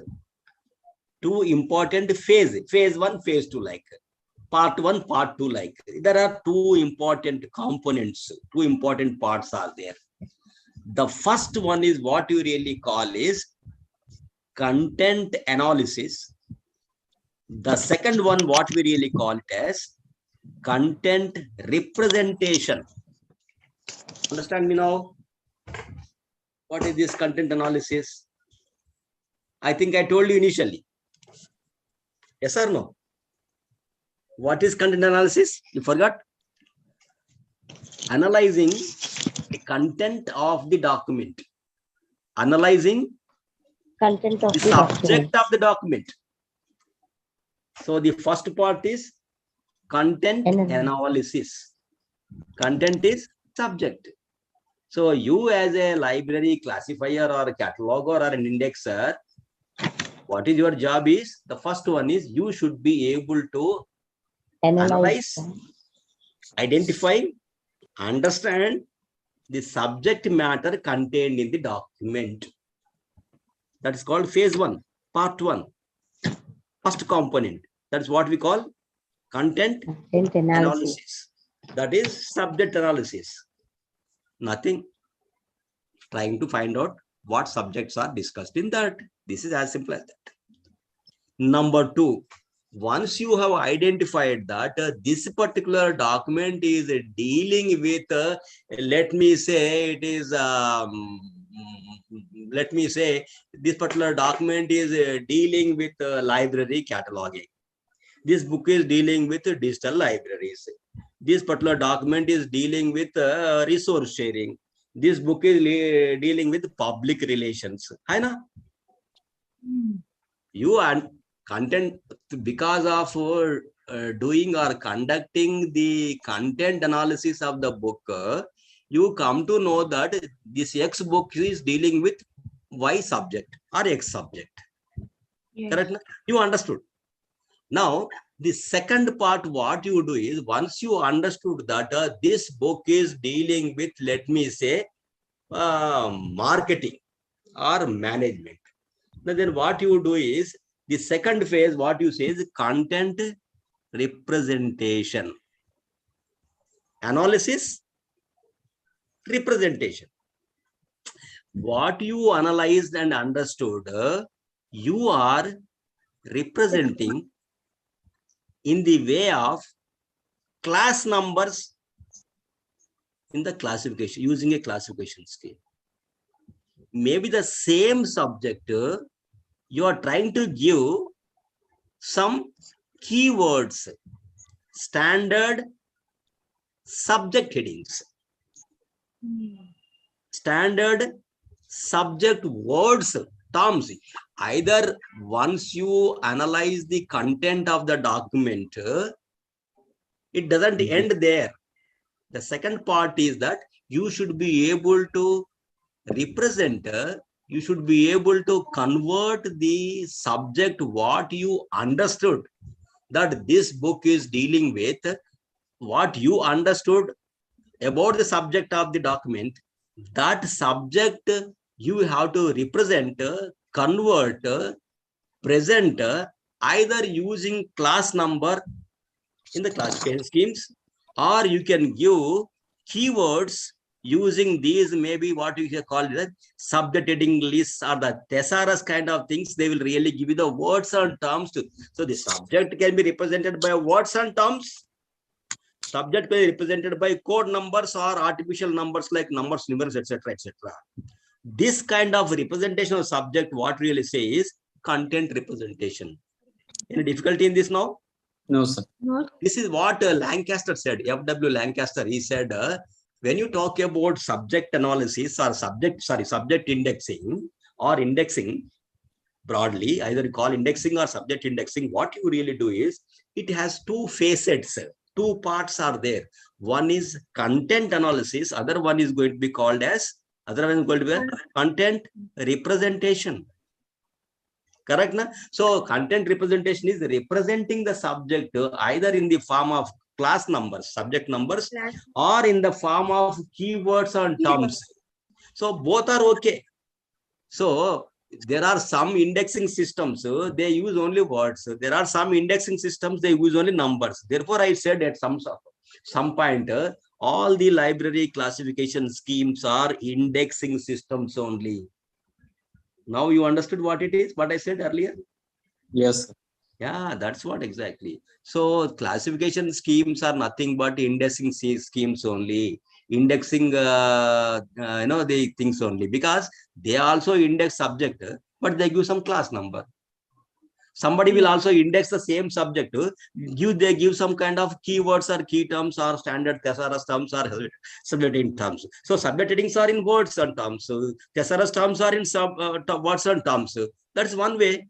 But either giving number or giving the words representation, the representation of subject only. This is what exactly you call it as the indexing system. So it has got two distinct, two separate components are there. That will be there as far as your subject index is concerned. Now, what exactly we have to understand is, now in the normal context, indexing is done for the micro literature. Classification is done for a bigger books, macro documents like. So for broad subjects, you are giving the classification numbers. If it is too narrow, I'll tell you, one example is like this. Let me say, the wages for the women tribal laborers in Adilabad district. Okay, follow me now. The wages for the tribal women agricultural laborers in Adilabad district of Telangana. This is my subject. When you have to give a DDC number, it's highly impossible for you. You can probably give only, say, that, wages for women laborers, wages for the agricultural laborers. So part of it only can be given in classification. Class numbers can be given only part of it. But when you really go for indexing using the keywords, A keyword plus B keyword plus C keyword plus D keyword, you can keep on adding and making a big heading. So that what really happens, what normally we say, classification is a co-extensive representation of the subject content contained in the document. Difficult? Like we can really use this kind of thing, probably it may not go into. Now, coextensive, that means in the document, what are the subject issues are there? All those have to be really represented in the class number. Maybe all those have to be represented in your subject heading, maybe in the subject index keywords like. So the subject index terms or the class number, whatever you use to index or classify a document, all the concepts, subject issues. I said laborers, women tribal laborers, agricultural laborers, for them the wages, and that is from Adilabad. Okay, these many concepts are there. It's a multi-topical, multi-conceptual subject. When you are classifying or when you are indexing it, all those concepts coextensively, that means everything should be there in that. Your index must be total representation of all the facets, all the components that are really discussed in the subject. That could be the right way of indexing. That could be the right way of classifying. Giving only one or two, facets or one or two components of the subject matter discussed in the book and calling it as a classification is incorrect. Okay, but many times what happens, the classification schemes like DDC, I think they will not support. But to a large extent, UDC can support that to some extent, because you have got addition is there. This plus this plus this plus this, you can really add. No, that facility is not there in DDC. That is there only in UDC. Therefore, we say it's an analytical synthetic classification. You can synthesize them, you can combine them, analyze and combine. What is there? Find out and add this plus this plus this, etc. You can really do it. Make a bigger class number. Of course, it has got its own limitations and constraints are also there. But which could be number main class, where it has to be really kept, where it is to be really kept, and how to really provide access to other subjects also. And because a book is there dealing with 3 subjects, so naturally you have to keep in one subject area only. But how to really provide access from other subjects also when people are really coming and asking, but it's a difficult job. Okay, so like that, what really goes on is, though there are some problems are there, but what is expected is that when you are indexing, when you are classifying, the total issues, the total facets, those multiple concepts contained in the complex document, all the concepts must naturally should be reflected in the class number, must be reflected in the index heading. When I say heading is with words and terms only. This is what normally goes on. I think that's what we really want to talk about as far as the subject indexing is concerned. So the subject matter, whatever is there, you have to analyze, and then you have to really try to represent it either by way of class numbers or by way of your keywords or subject terms like that. So here, I just wanted to again quickly try to come back and say that honestly, the subject indexing is of 2 types. One is what we really call it as pre-coordinate indexing system. The second one, what we really call it as post-coordinate indexing system. Nothing difficult. One is pre-coordinate indexing index system. Second one is post-coordinating index system. Post means later, afterwards. Pre means beforehand, in advance. Okay. Pre-final and final. Yes or no? Yes, sir. Pre-final and final. So that means pre-final is before final. Yes. I have my final exams are so on. So it is pre-final exam. Yeah. So pre means beforehand. Post means later, afterwards. Okay. That pre and post is understood now. Then another word is there in that. What is that? Coordination. Yes or no? Yes. What is this coordination?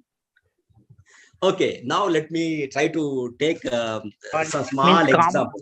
Combination. Yeah, you are right, sir. I think those who are responding is correct. Coordination is combination. Okay. Okay. Adding them together, putting them together. Okay. That's what exactly we say. Coordination. Coordination is combination. Okay. Correct. You are right. Now let's I just try to tell you.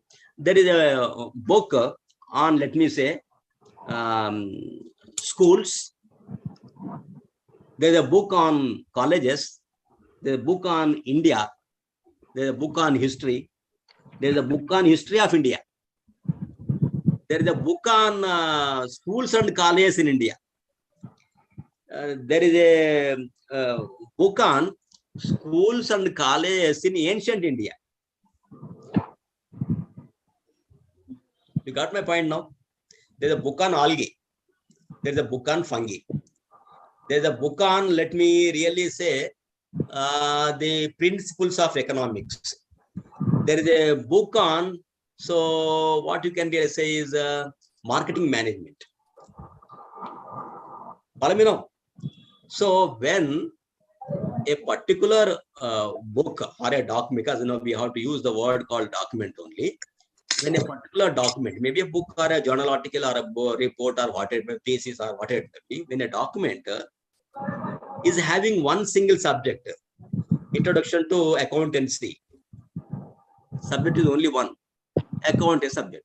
So you can really give class number for that. Only one word. Or if you really want to convert that particular into keywords, accountancy will be the only subject name.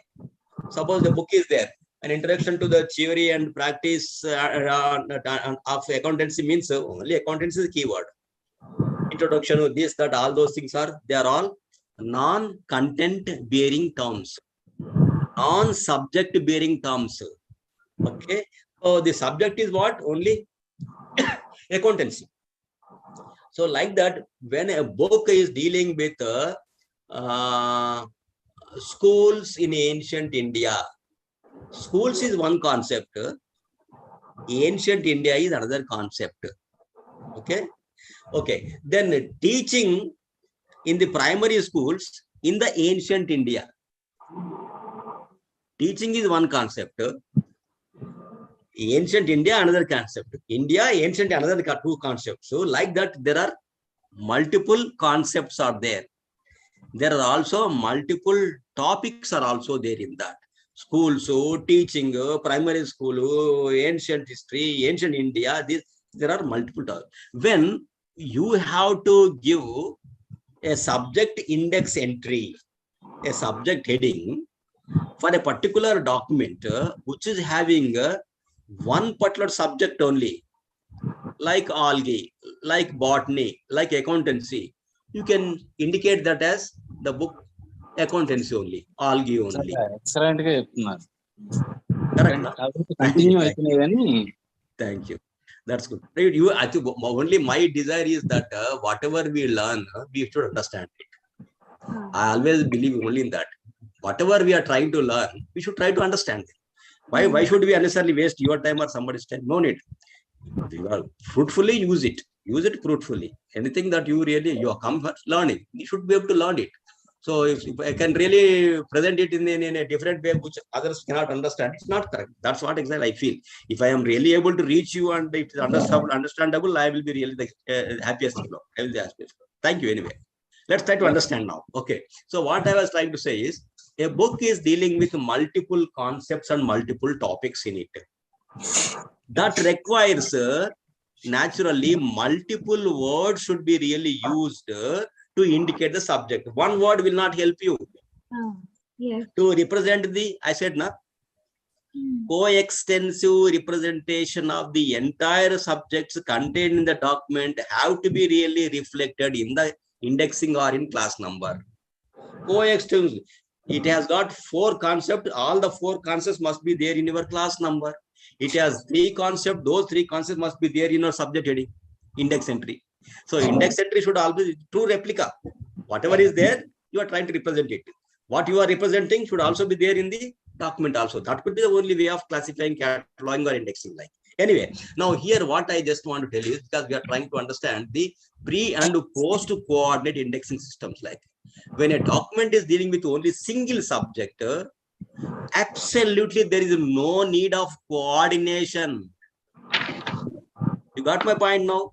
Yes. When there is a primary school, so then ancient India, and then teaching methods. There are multiple concepts are there.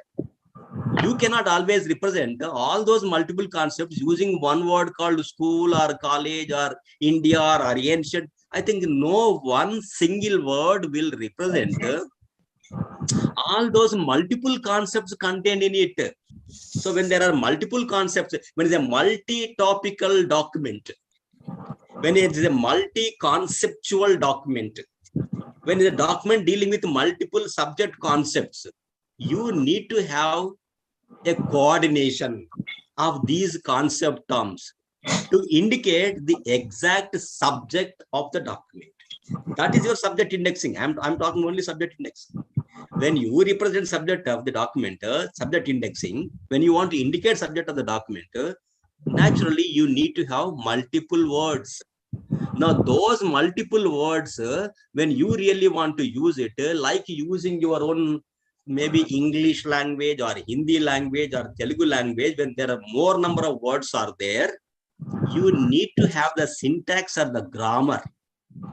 You got my point now? If I had to ask somebody standing there, okay, I can say, go. I don't need syntax. Come. I don't need syntax. Please come in.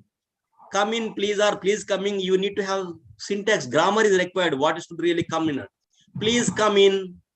So if I say in, please come. If I really use, can you accept it now? No, you don't accept. There is a grammar is involved. There is a syntax is also involved in that. So what I really want to say is, when a multi-topical document is there, when you really want to represent a multi-topical or multi-conceptual complex document, to give them subject heading or subject index entry or subject class number, naturally you need to use multiple terms to indicate the subject. One single term will not help. That's an idea. So there comes coordination. If it is only one single subject, there is no need to have any coordination like. Now in this pre and post, you said the combination of the concept terms using a syntax or the grammar, making a syntax, a kind of, the perfect, the heading or entry will be done in advance is called pre-coordinate indexing systems. Well, in advance means, well, what is in advance? In advance of the user coming and searching for information. That is what exactly the clause like. So for a multi-topical document, when you have to give the subject index entry, the subject index entry naturally need to have multiple terms. They naturally have to be combined using some grammar, some order of arrangement of the words. And that particular thing, what is that arrangement, combining these words, integrating these words, coordinating these words will be done by the indexer, and I will really keep it there in the index, the file, index cabinet, like your catalog cabinet. Now people coming with the subject, they go and search it and they find information like. This is what normally we call pre-coordinate indexing system. The indexing, the coordination of the concept terms in the heading, somebody is unable to understand now, that will be done by the indexer, okay, in advance of the user and coming and then trying to really search information, you prepare and keep it there. That's what exactly we call it as pre-coordinate indexing. The example for that is your chain indexing, your POPC, your, okay, your what you really call another very important, that is, Derek Austin's, okay, Precis, like, okay, Precis, POPC, chain indexing. I think these are the examples for your pre-coordinate indexing systems. The coordination of the concept terms will be done using its own syntax or the order, and the index entries are prepared and kept ready by the indexer for the user to come and search and find information. Understood or not? Okay. Yeah. Now the second one, I'll just come to second one.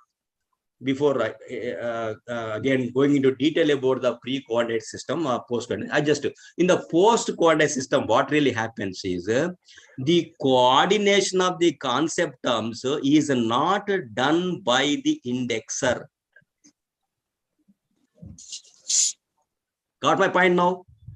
Indexer is not going to make any combination, integration of the concept terms, even though The document is dealing with multiple concepts. Right. Yes or no? You got my point or not?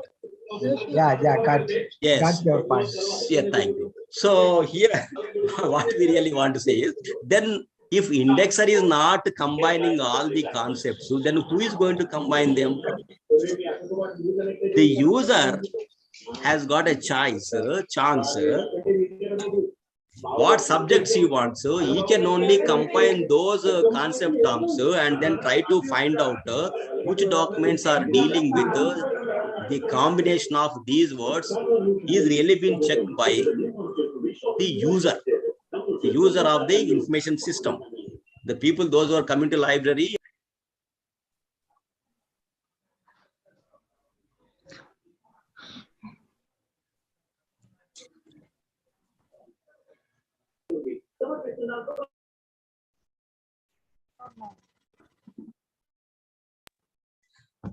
You got my point now? So the combination of the subject words will be done in advance by the indexer is called pre-coordinate indexing system. The combination of the concept term as per the requirements of the user, when he does the combination, it is really going to be called as post-coordinate indexing system. The post-coordination is, it is later coordinated by the user, not by the indexer. That is the only difference. Like, so now something like a uniterm indexing, peekaboo system, data coding system, there are many things are there. So all those things, what we really call them as post-coordinate indexing system. The coordination of the required concept terms will be done by the user at the time of finding and searching for his required information. The earlier one is the coordination is done by the indexer and the kind of index heading is kept in the kind of index file. You as a user, you have to really try to find and then get your information. Like here it is the user choice in post-coordinate system. And there in the earlier one is the choice of the indexer or the cataloger or the librarian. Okay, so the choice is with the user is always going to be a better choice than the choice of the indexer.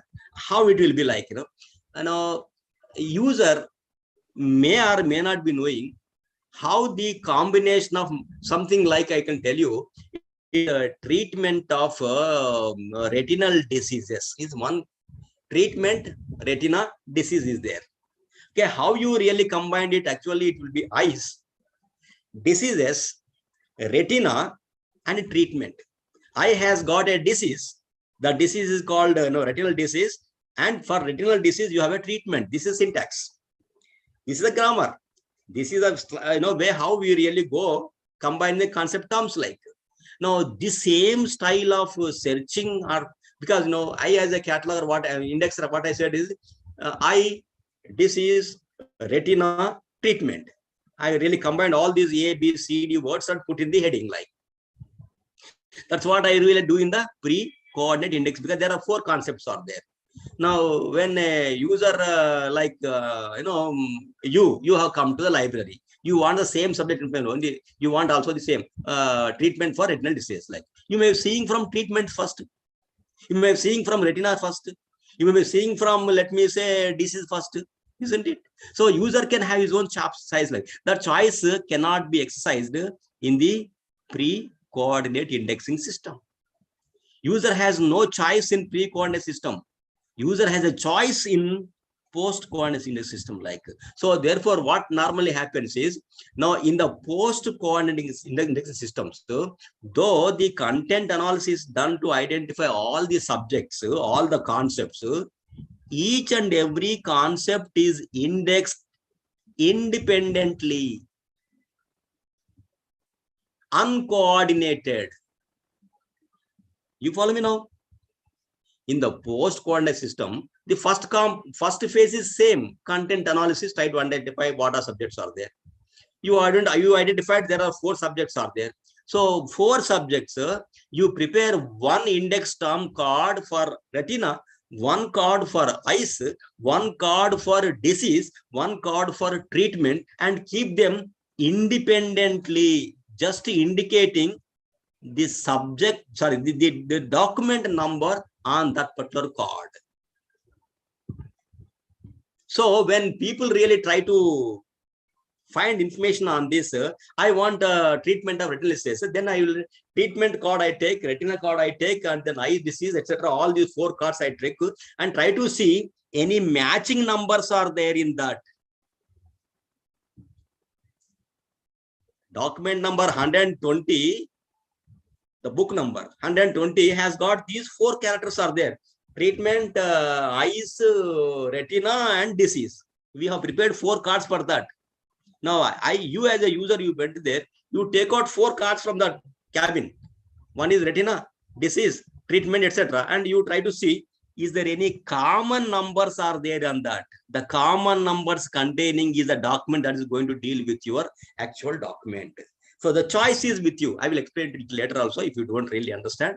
So what really happens is, when a multi-topical document is there, when you are really going to index it, when you really want to give a subject keywords or key terms, so single term is not sufficient. You naturally have to use multiple terms. When you have used multiple terms, so you need to have a syntax and a grammar. The order of arrangement of those words must be really there in preparing your heading flag. So in that, what really happens is, this is what exactly we as indexers do it and keep it in our index file. Then user comes and he will be searching according to his own way, but that's what exactly. Now the user has to fit into the shoe of the indexer in the pre-coordinate system. నేను ఎట్లా పనిచేసి ఎట్లా index చేసినానో అట్లాగే మీరు కూడా వచ్చి వెతికితే మీకు ఇన్ఫర్మేషన్ దొరుకుతుంది, లేదు దొరకదు. That's a problem with pre-coordinate system. Like in post-coordinate systems, though there are multiple concepts are there, each and every concept, index card is separately filed there. What terms you want, take those term cards, see any common numbers are there. But those cards are having some 2-3 common numbers are there in that.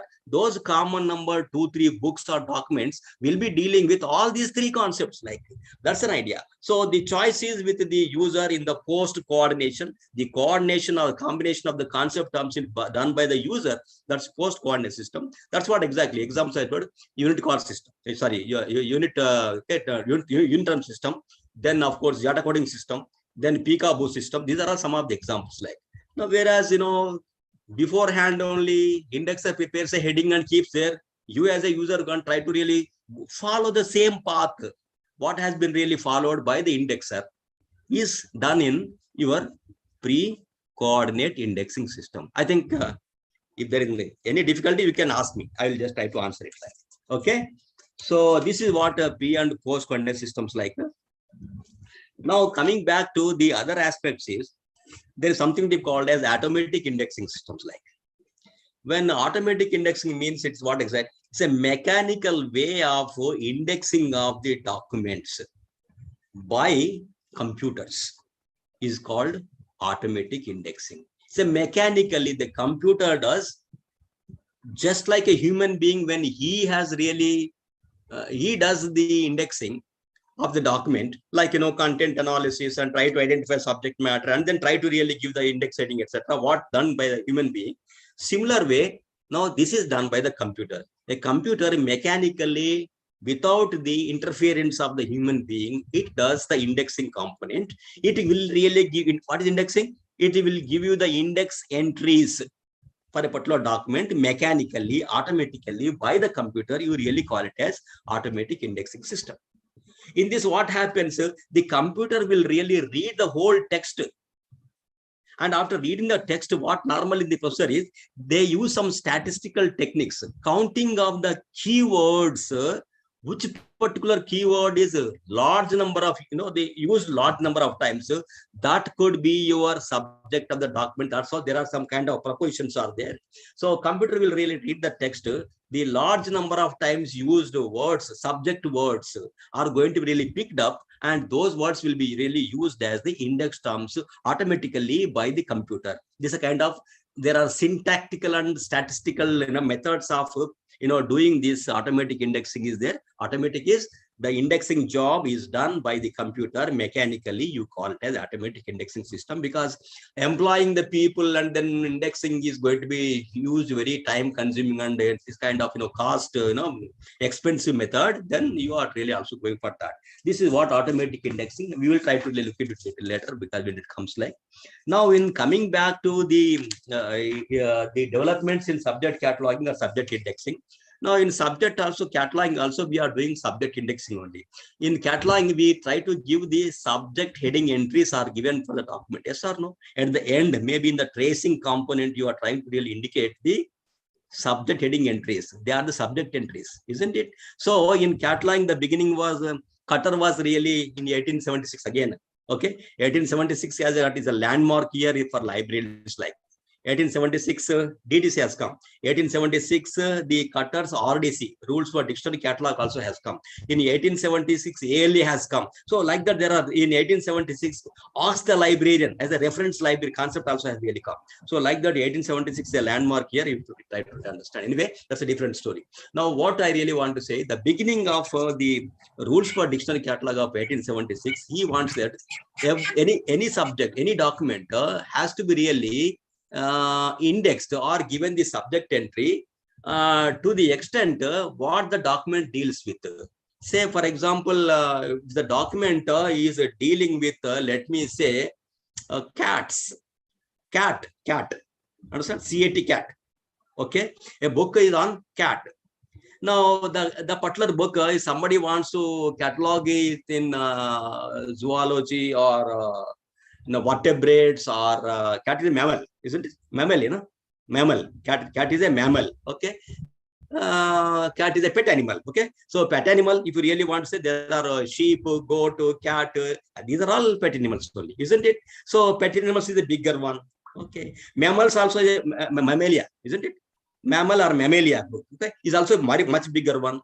Then of course chordates or the vertebrates are much bigger one. Zoology, animal kingdom is much bigger one. You cannot give a bigger heading. What you have to do, what Cutter was mentioning is, try to give a heading as to what the document is dealing with. It is dealing with cats only. Cats must be the heading for the document, not pet animals, okay, not mammalia, or not something. No bigger heading should be really given for that. That's what exactly the first beginning. Then Kaiser wants that when there are multiple concepts are there. Now he said you have to really use. There are two things they said. One is concrete, other one is process. Concrete is actual things like the basic system. Process is activity, energy facet. Okay, so energy, activity, treatment, isn't it? So that could be the second component. First component must be the kind of what you can say concrete. When it is also having some place name, the place name also should be considered as a concrete. Then you can give alternative. Something like what you can say is, now exporting of wheat from India. Okay, exporting is energy facet. Exporting is energy facet. That will really come as a process, activity, isn't it? So process, activity, energy should be the last component. So now there are other components. One is wheat. Naturally, it's a concrete, the concrete aspect. Then, of course, exporting is the process or activity, energy. That's the second component. But here, what happened? There's another component called India, exporting of wheat from India, isn't it? So India, where it also really think about concrete only. So sometimes India, okay, wheat, wheat, India, export. That's how you can really try to give alternative. This is what another kind of scheme. Then courts has really come out with a new scheme called thing, part, material, and action. That's what exactly said. Now, one basic thing is there. It has a part, something like bicycle, and then its wheels or something like that, spikes, and then of course something like that. So this is what exactly how they said is the actual thing, part, material. It is made of steel, isn't it? So steel spikes. Okay. So like that, so the material, so the thing, part, material, and what we really say, the last one is action, like this kind of things. There are some new schemes also really come up. These are all the indexing schemes, etc. are there.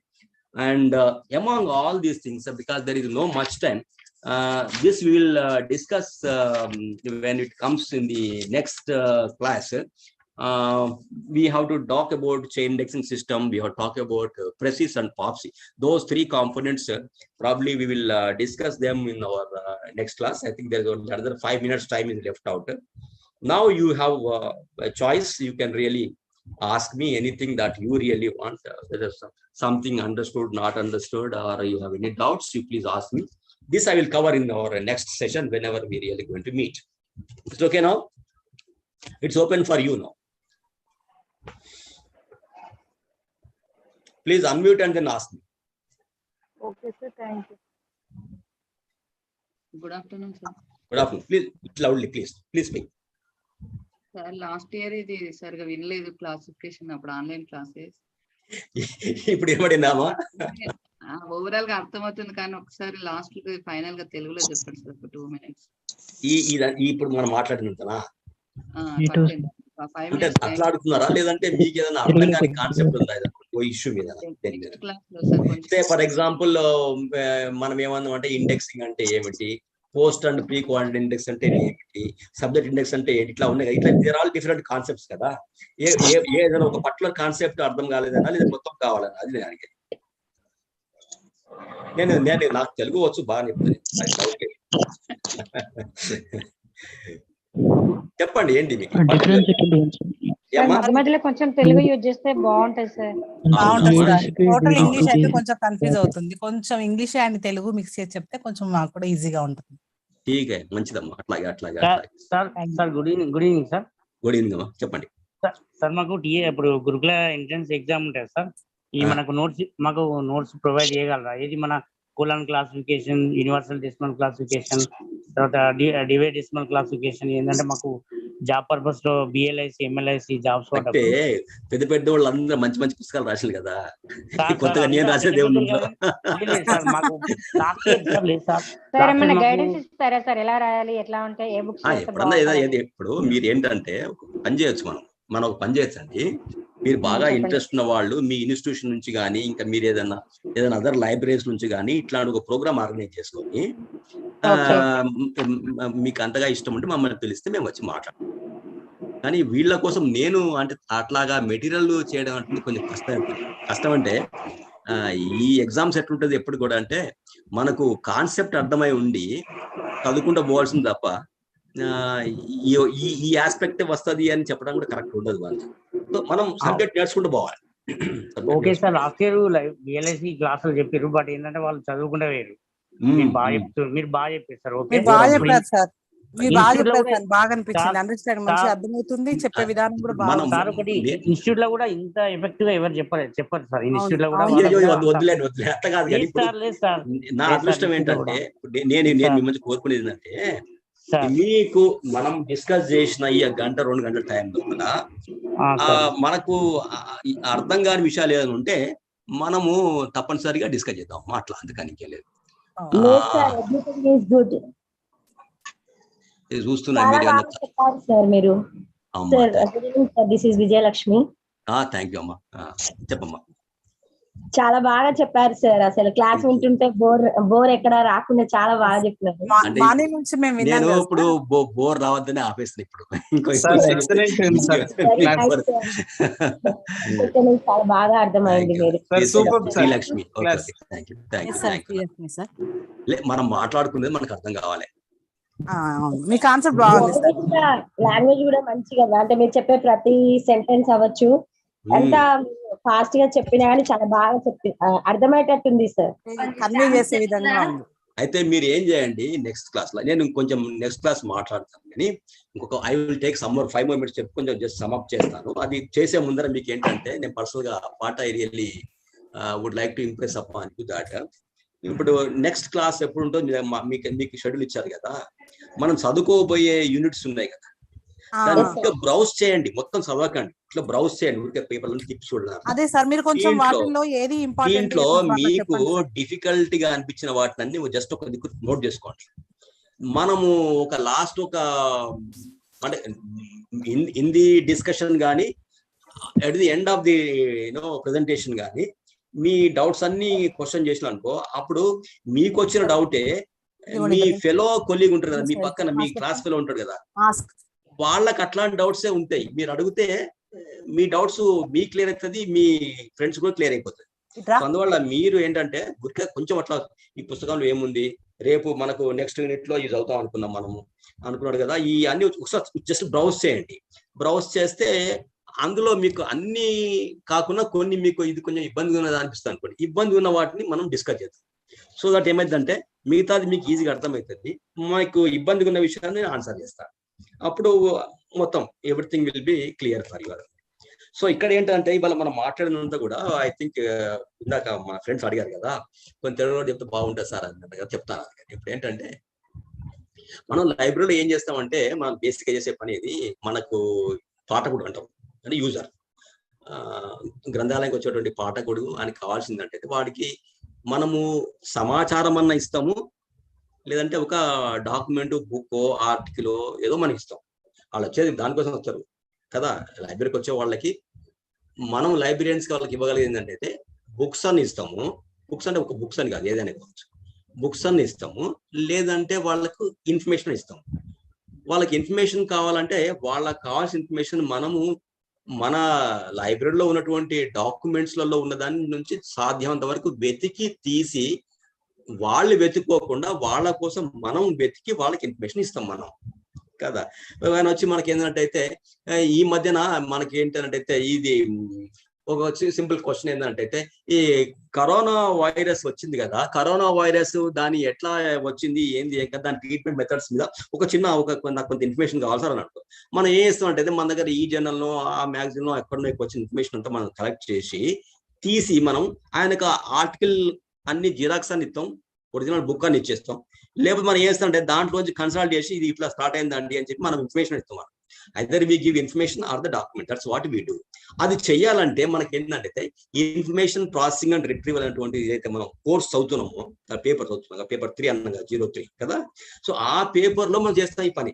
So ఎవరికైనా మనం information ఇవ్వాలన్నా, ఎవరికైనా మనము document వాళ్ళకి అడిగినప్పుడు ఇవ్వాలన్నా కూడా ఆయన వచ్చి మనం ఏమన్నట్టయితే ఆర్గానిక్ కెమిస్ట్రీ మీద బ్యారో అనే ఒక పుస్తకం రాసిన పుస్తకం కావాలంటాడు ఆయన వచ్చి. ఒక ఆయన ఇంకోటి ఏమంటే నానో టెక్నాలజీ మీద పుస్తకాలు దగ్గర ఏమి ఇచ్చే అంటాడు ఆయన. క్లోనింగ్ మీద ఇన్ఫర్మేషన్ ఏమి కావాలంటాడు. క్లోనింగ్ అంటే మేము క్లోనింగ్ పుస్తకాలు లైబ్రరీలో వచ్చినప్పుడు క్లోనింగ్ ని దానికి సరైనటువంటి ఒక క్లాస్ నంబరో ఒకటి ఇండెక్స్ చేసి పెడితే తప్ప మనం వానికి ఇయ్యలేము కదా. That's what exactly. So information processing and retrieval అంటే ఉద్దేశం అదనమాట. ఏంటిది, మన లైబ్రరీకి వచ్చే అన్ని డాక్యుమెంట్స్ లో కూడా ప్రతి డాక్యుమెంట్ లో ఒక సబ్జెక్ట్ ఉంటుంది. ఆ సబ్జెక్ట్ కరెక్ట్ గా మనం ఐడెంటిఫై చేసి దానికి సబ్జెక్ట్ నంబరు, సబ్జెక్ట్ కీవర్డ్స్ ఇచ్చి మనం ఇండెక్స్ చేసి పెడితే యూజర్ వచ్చి ఆ సబ్జెక్ట్ ఇన్ఫర్మేషన్ అడగానే వెంటనే తీసి ఆయనకి ఇవ్వడానికి that's called information retrieval. So processing is indexing, classification, cataloguing is processing. Retrieval is taking them out against the requirement of the user and giving to him is your information retrieval. Adi man the paper anamata. So it's very important. That's what exactly first I really told you. Second important ఏంటంటే నాకు UDCP చెప్పినమాట, universal decimal classification చెప్పాను. Universal decimal classification ఏంటంటే DDC మీద 5వ edition of the, అంటే 5వ దాని edition కూర్పు, ఓకే, 5వ edition of the DB decimal classification మీద డిపెండ్ అయ్యి follow Otlet and La Fontaine 1905 లో ఆ పుస్తకం తెచ్చిండు. ఈ DDCని యథాతథంగా ఉన్నట్టుగా కొంత దాని స్ట్రక్చర్ ని, దాని ఫార్మెట్ అట్లాగే వాడుకుంటూ దీన్ని ఇంకా డెవలప్ చేస్తారు. సో ఇది అనలిటిక్ క్లాసిఫికేషన్. దీంట్లో చాలా ఫీచర్స్ ఉన్నాయి. ఏది సబ్జెక్ట్స్ ని కలపడానికి బాగా చాలా ఫీచర్స్ ఏంటి UDCలో. అందువల్ల అంతర్జాతీయంగా దీన్ని అందరూ యూజ్ చేస్తున్నారు. వరల్డ్ వైడ్ లైబ్రరీస్ యూజ్ చేస్తున్నారు, స్పెషల్ లైబ్రరీస్ యూజ్ చేస్తున్నవి, అకాడమిక్ లైబ్రరీస్ యూజ్ చేస్తున్నవి.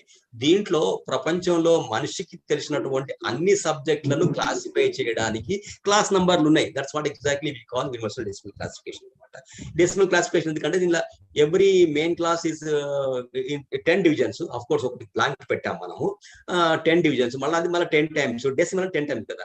అట్లా లైక్ ఈ DDC లాగానే 10 టైమ్స్ ఒక పర్టికులర్ నంబర్ ని మనము దాన్ని ఫర్దర్ డివైడ్ చేస్తూ పోతాం. అందుకని వాటి మనం డెసిమల్ క్లాసిఫికేషన్. సో ఇది డివిజన్ కాబట్టి దట్స్ వాట్ ఎగ్జాక్ట్లీ. దీంట్లో ఇంకోటి ప్రావిజన్స్ అంటే ఒక సబ్జెక్ట్ ని ఇంకో సబ్జెక్ట్ కలపచ్చు, ప్లస్ అని పెట్టి కలపచ్చు.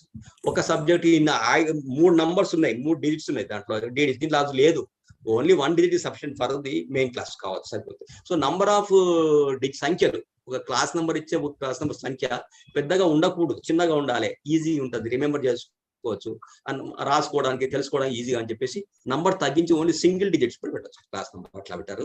సో దీనిలో ప్లస్ నంబర్ పెట్టి సబ్జెక్ట్ కలపవచ్చు. స్లాష్ పెడితే ఏంటంటే ఇక్కడ నుంచి అక్కడ దాకా కానీ, సపోజ్ పొలిటికల్ సైన్స్ నుంచి లెట్ మీ సే పబ్లిక్ అడ్మినిస్ట్రేషన్ వరకు అంటే 320, పొలిటికల్ సైన్స్ 32, పబ్లిక్ అడ్మినిస్ట్రేషన్ 35, 32/35 అంటే this book is dealing with political science and then of course law in between. Okay, economics ఉంది first, economics, political science, economics, law, public administration కదా.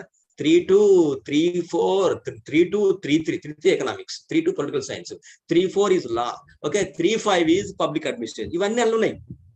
All the ఒక slash పెట్టినాం వచ్చి. So ఇట్లాగా తర్వాత ఒక దాని రిలేషన్షిప్ అనమాట.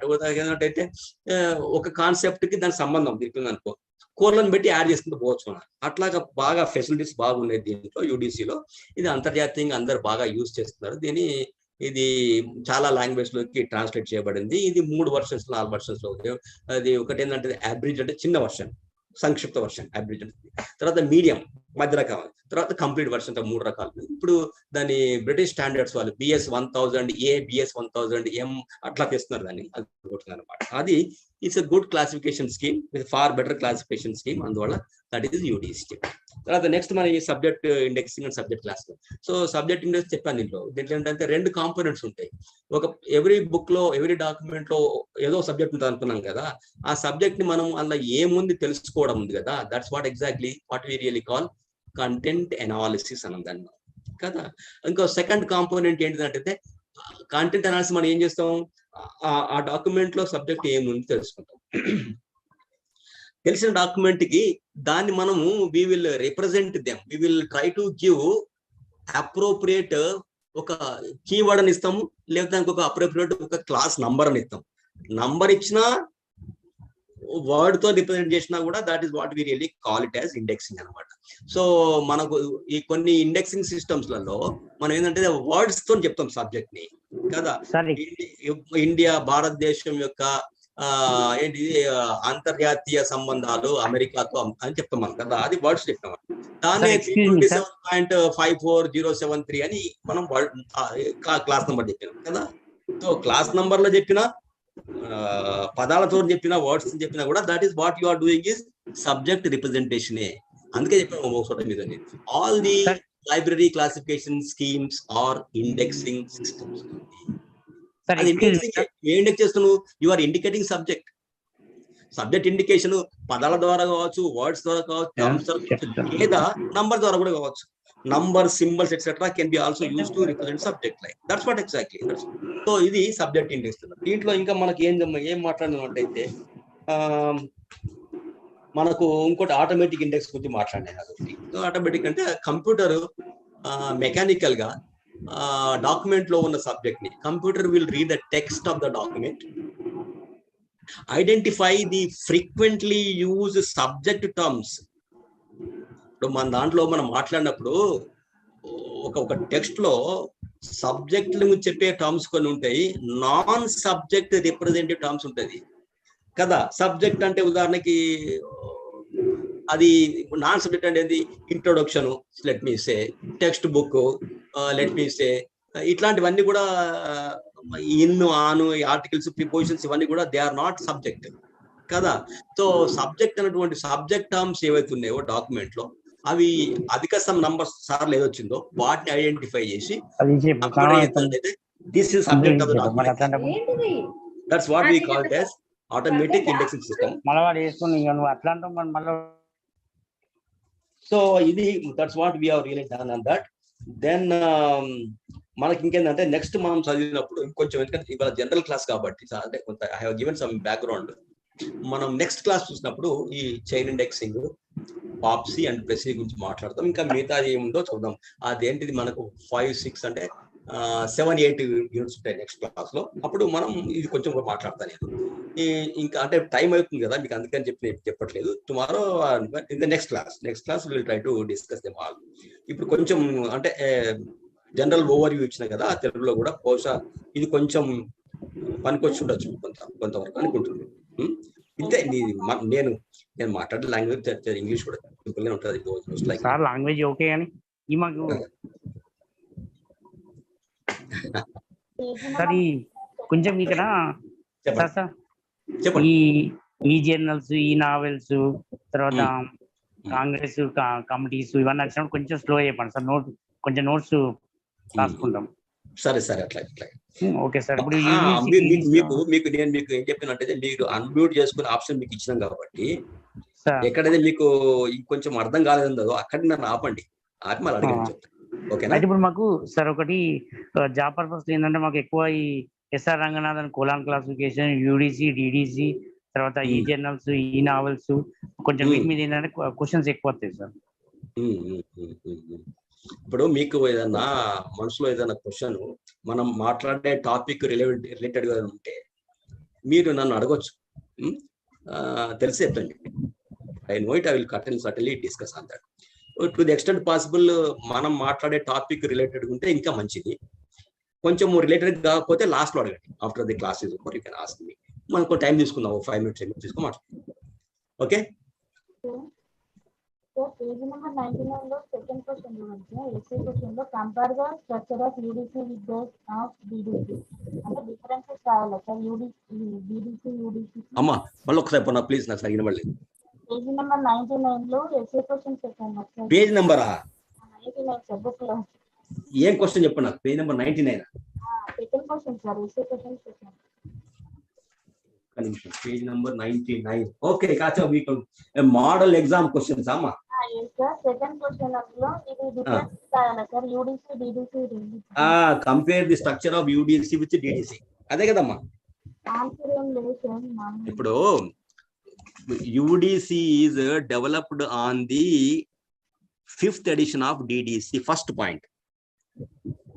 Okay, with an agreement that the basic structure of the DDC should not be disturbed, even though you are trying to prepare a new scheme called UDC from the DDC లో నుంచి తీసుకొని UDC కొత్త scheme మీరు తయారు చేసినప్పటికీ కూడా మేము అంగీకరిస్తున్నాం. కానీ DDC లో ఉన్నటువంటి బేసిక్ స్ట్రక్చర్ ని మాత్రం మీరు డిస్టర్బ్ చేయకూడదు అనేటువంటిది agreement. That is agreement between Melvil Dewey and these two Belgian people, like Lafontaine and Henry Lafontaine and Paul Atlet ఏం చెప్పారంటే ఆయనతో ఒప్పందం కుదుర్చుకున్నారు వాళ్ళు, ఒరిజినల్ స్ట్రక్చర్ మార్చొద్దు అని. అందుకని అక్కడ మెయిన్ క్లాసెస్ ఏంటంటే 10 ఉంటే యూడిసిలో 10 మెయిన్ క్లాసెస్, కాకపోతే ఒక క్లాస్ మాత్రం వాళ్ళు బ్లాంక్ పెట్టారు, ఖాళీ పెట్టారు. ఏమైనా కొత్త న్యూ సబ్జెక్ట్ వస్తే పెట్టుకుందాం అని చెప్పి అక్కడ వాళ్ళు 3 digits పెడతాయి. ఇక్కడ నేను 1 digit పెట్టాను. స్ట్రక్చర్ మాత్రం సేమే ఉందన్నమాట. అది కూడా ఎన్యూమరేటివ్ క్లాసిఫికేషన్ కాబట్టి దీంట్లో స్కీమ్స్ కొంచెం పెంచుకుంటూ పోయింది అనమాట. సో దాంట్లో 0 is జనరలియా, 1 is ఫిలాసఫీ. ఇక్కడ 0 is జనరలియా, 100 is philosophy, 200 is religion. ఇక్కడ 200 రిలీజియన్ యూడిసిలో. అట్లాగే స్ట్రక్చర్ మోరాలే సేమ్ ఉందన్నమాట. దాంట్లో ఉన్న కాన్సెప్ట్ చాలా వరకు వీళ్ళు బారో చేశారు. కాబట్టి దీనిలో అడిషనల్ ఉన్నాయన్నమాట. ఒక సబ్జెక్ట్ ఇంకో సబ్జెక్ట్ కలుపుకోవచ్చు. కొన్ని ఇక్కడ ఏంటంటే వీళ్ళు దాంట్లో స్టాండర్డ్ సబ్ డివిజన్స్ ఉంటే ఏది డిడిసిలో ఆ టేబుల్స్ ఉన్నాయి కదా, 7 టేబుల్స్ ఉన్నాయి కదా, 1 to 7, అవునా కదా డిడిసిలో? Yes or no? యూడిసిలో ఆ టేబుల్స్ బదులు వాళ్ళు ఆక్సిలరీ షెడ్యూల్స్ అన్నారు. వాటిని common auxiliaries and special auxiliaries అన్నారు. అట్లాంటి same thing also they have put in different name, in different way. అవన్నీ కూడా ఫస్ట్ వాల్యూమ్లే ఉన్నాయి, సెకండ్ వాల్యూమ్ ఓన్లీ ఇండెక్స్ కదా.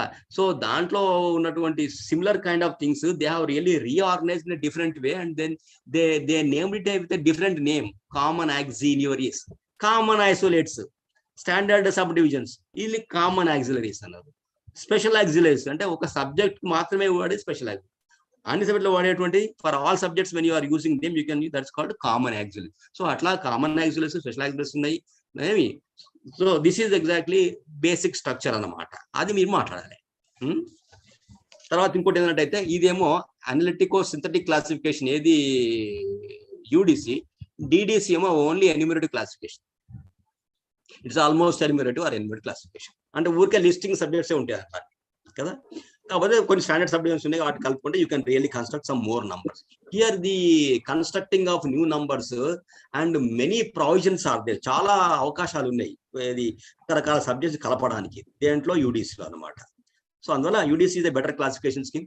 డిడిసి ఏమో ప్రపంచవ్యాప్తంగా పబ్లిక్ లైబ్రరీస్, అన్ని లైబ్రరీస్ యూజ్ చేస్తుంటే special libraries and academic libraries major గా ఏంటంటే యూడిసి వాడుతున్నాయి అనమాట.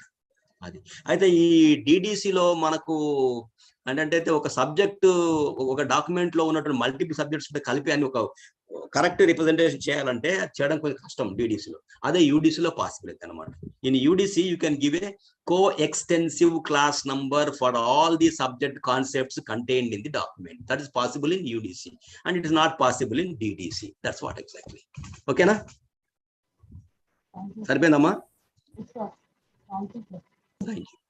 Okay, sir. Okay amma. Shall we call it a day for today? Malli manchi kaltham. Malli next inkepudo maybe after a week or two. Next week, sir. Class is there. Okay? Next week, sir. Next week. ఇంకేమైనా doubts చెప్పండి. ఏమైనా we will close up now. Kiran is around. Yes, sir.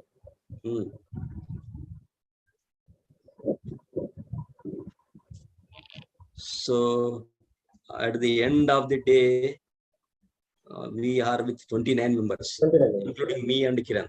Yes. That means 27 participants are there. Good.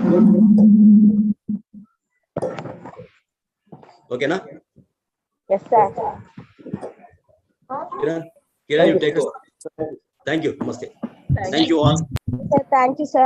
Namaskar. Thank you. I will buy now. Okay, we'll leave.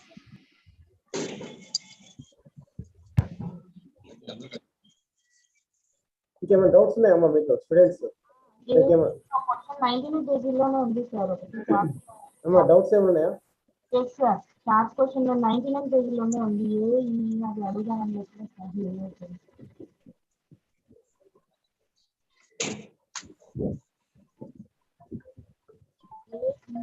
99 పేజీలో ఉంది.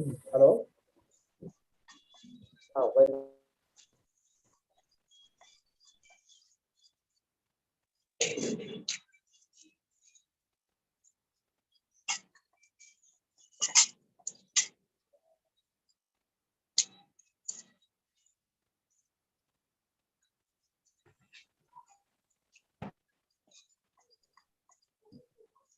ఇంకొక డౌట్సా?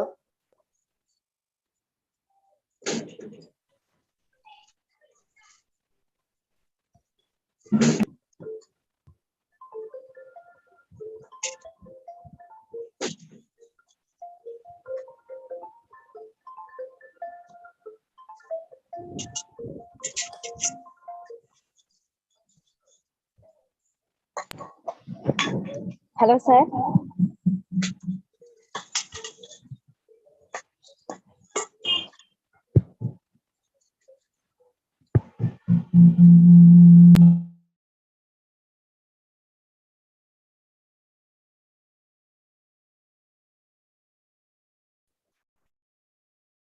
Hello చెప్పండి, ఏమైనా doubts అమ్మా?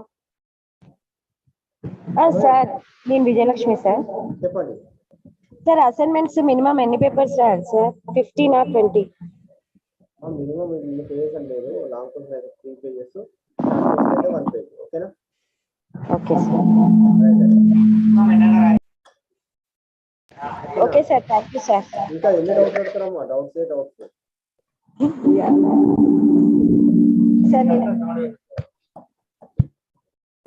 రైటా? Yes sir. Thank you very much. మీకు ఈ class ఇంకొకటి, ఈ క్లాస్ కనుక మీరు వినకపోయే మిస్ అయిన వాళ్ళు మీరు యూట్యూబ్ లో వినొచ్చండి. ఓకేనా? Okay sir. Thank you. Link share చేయండి. Thank you sir. యూట్యూబ్ లో అంటే డైరెక్ట్ కొట్టమంటారా సార్? డైరెక్ట్ వచ్చేసి. ఓకే.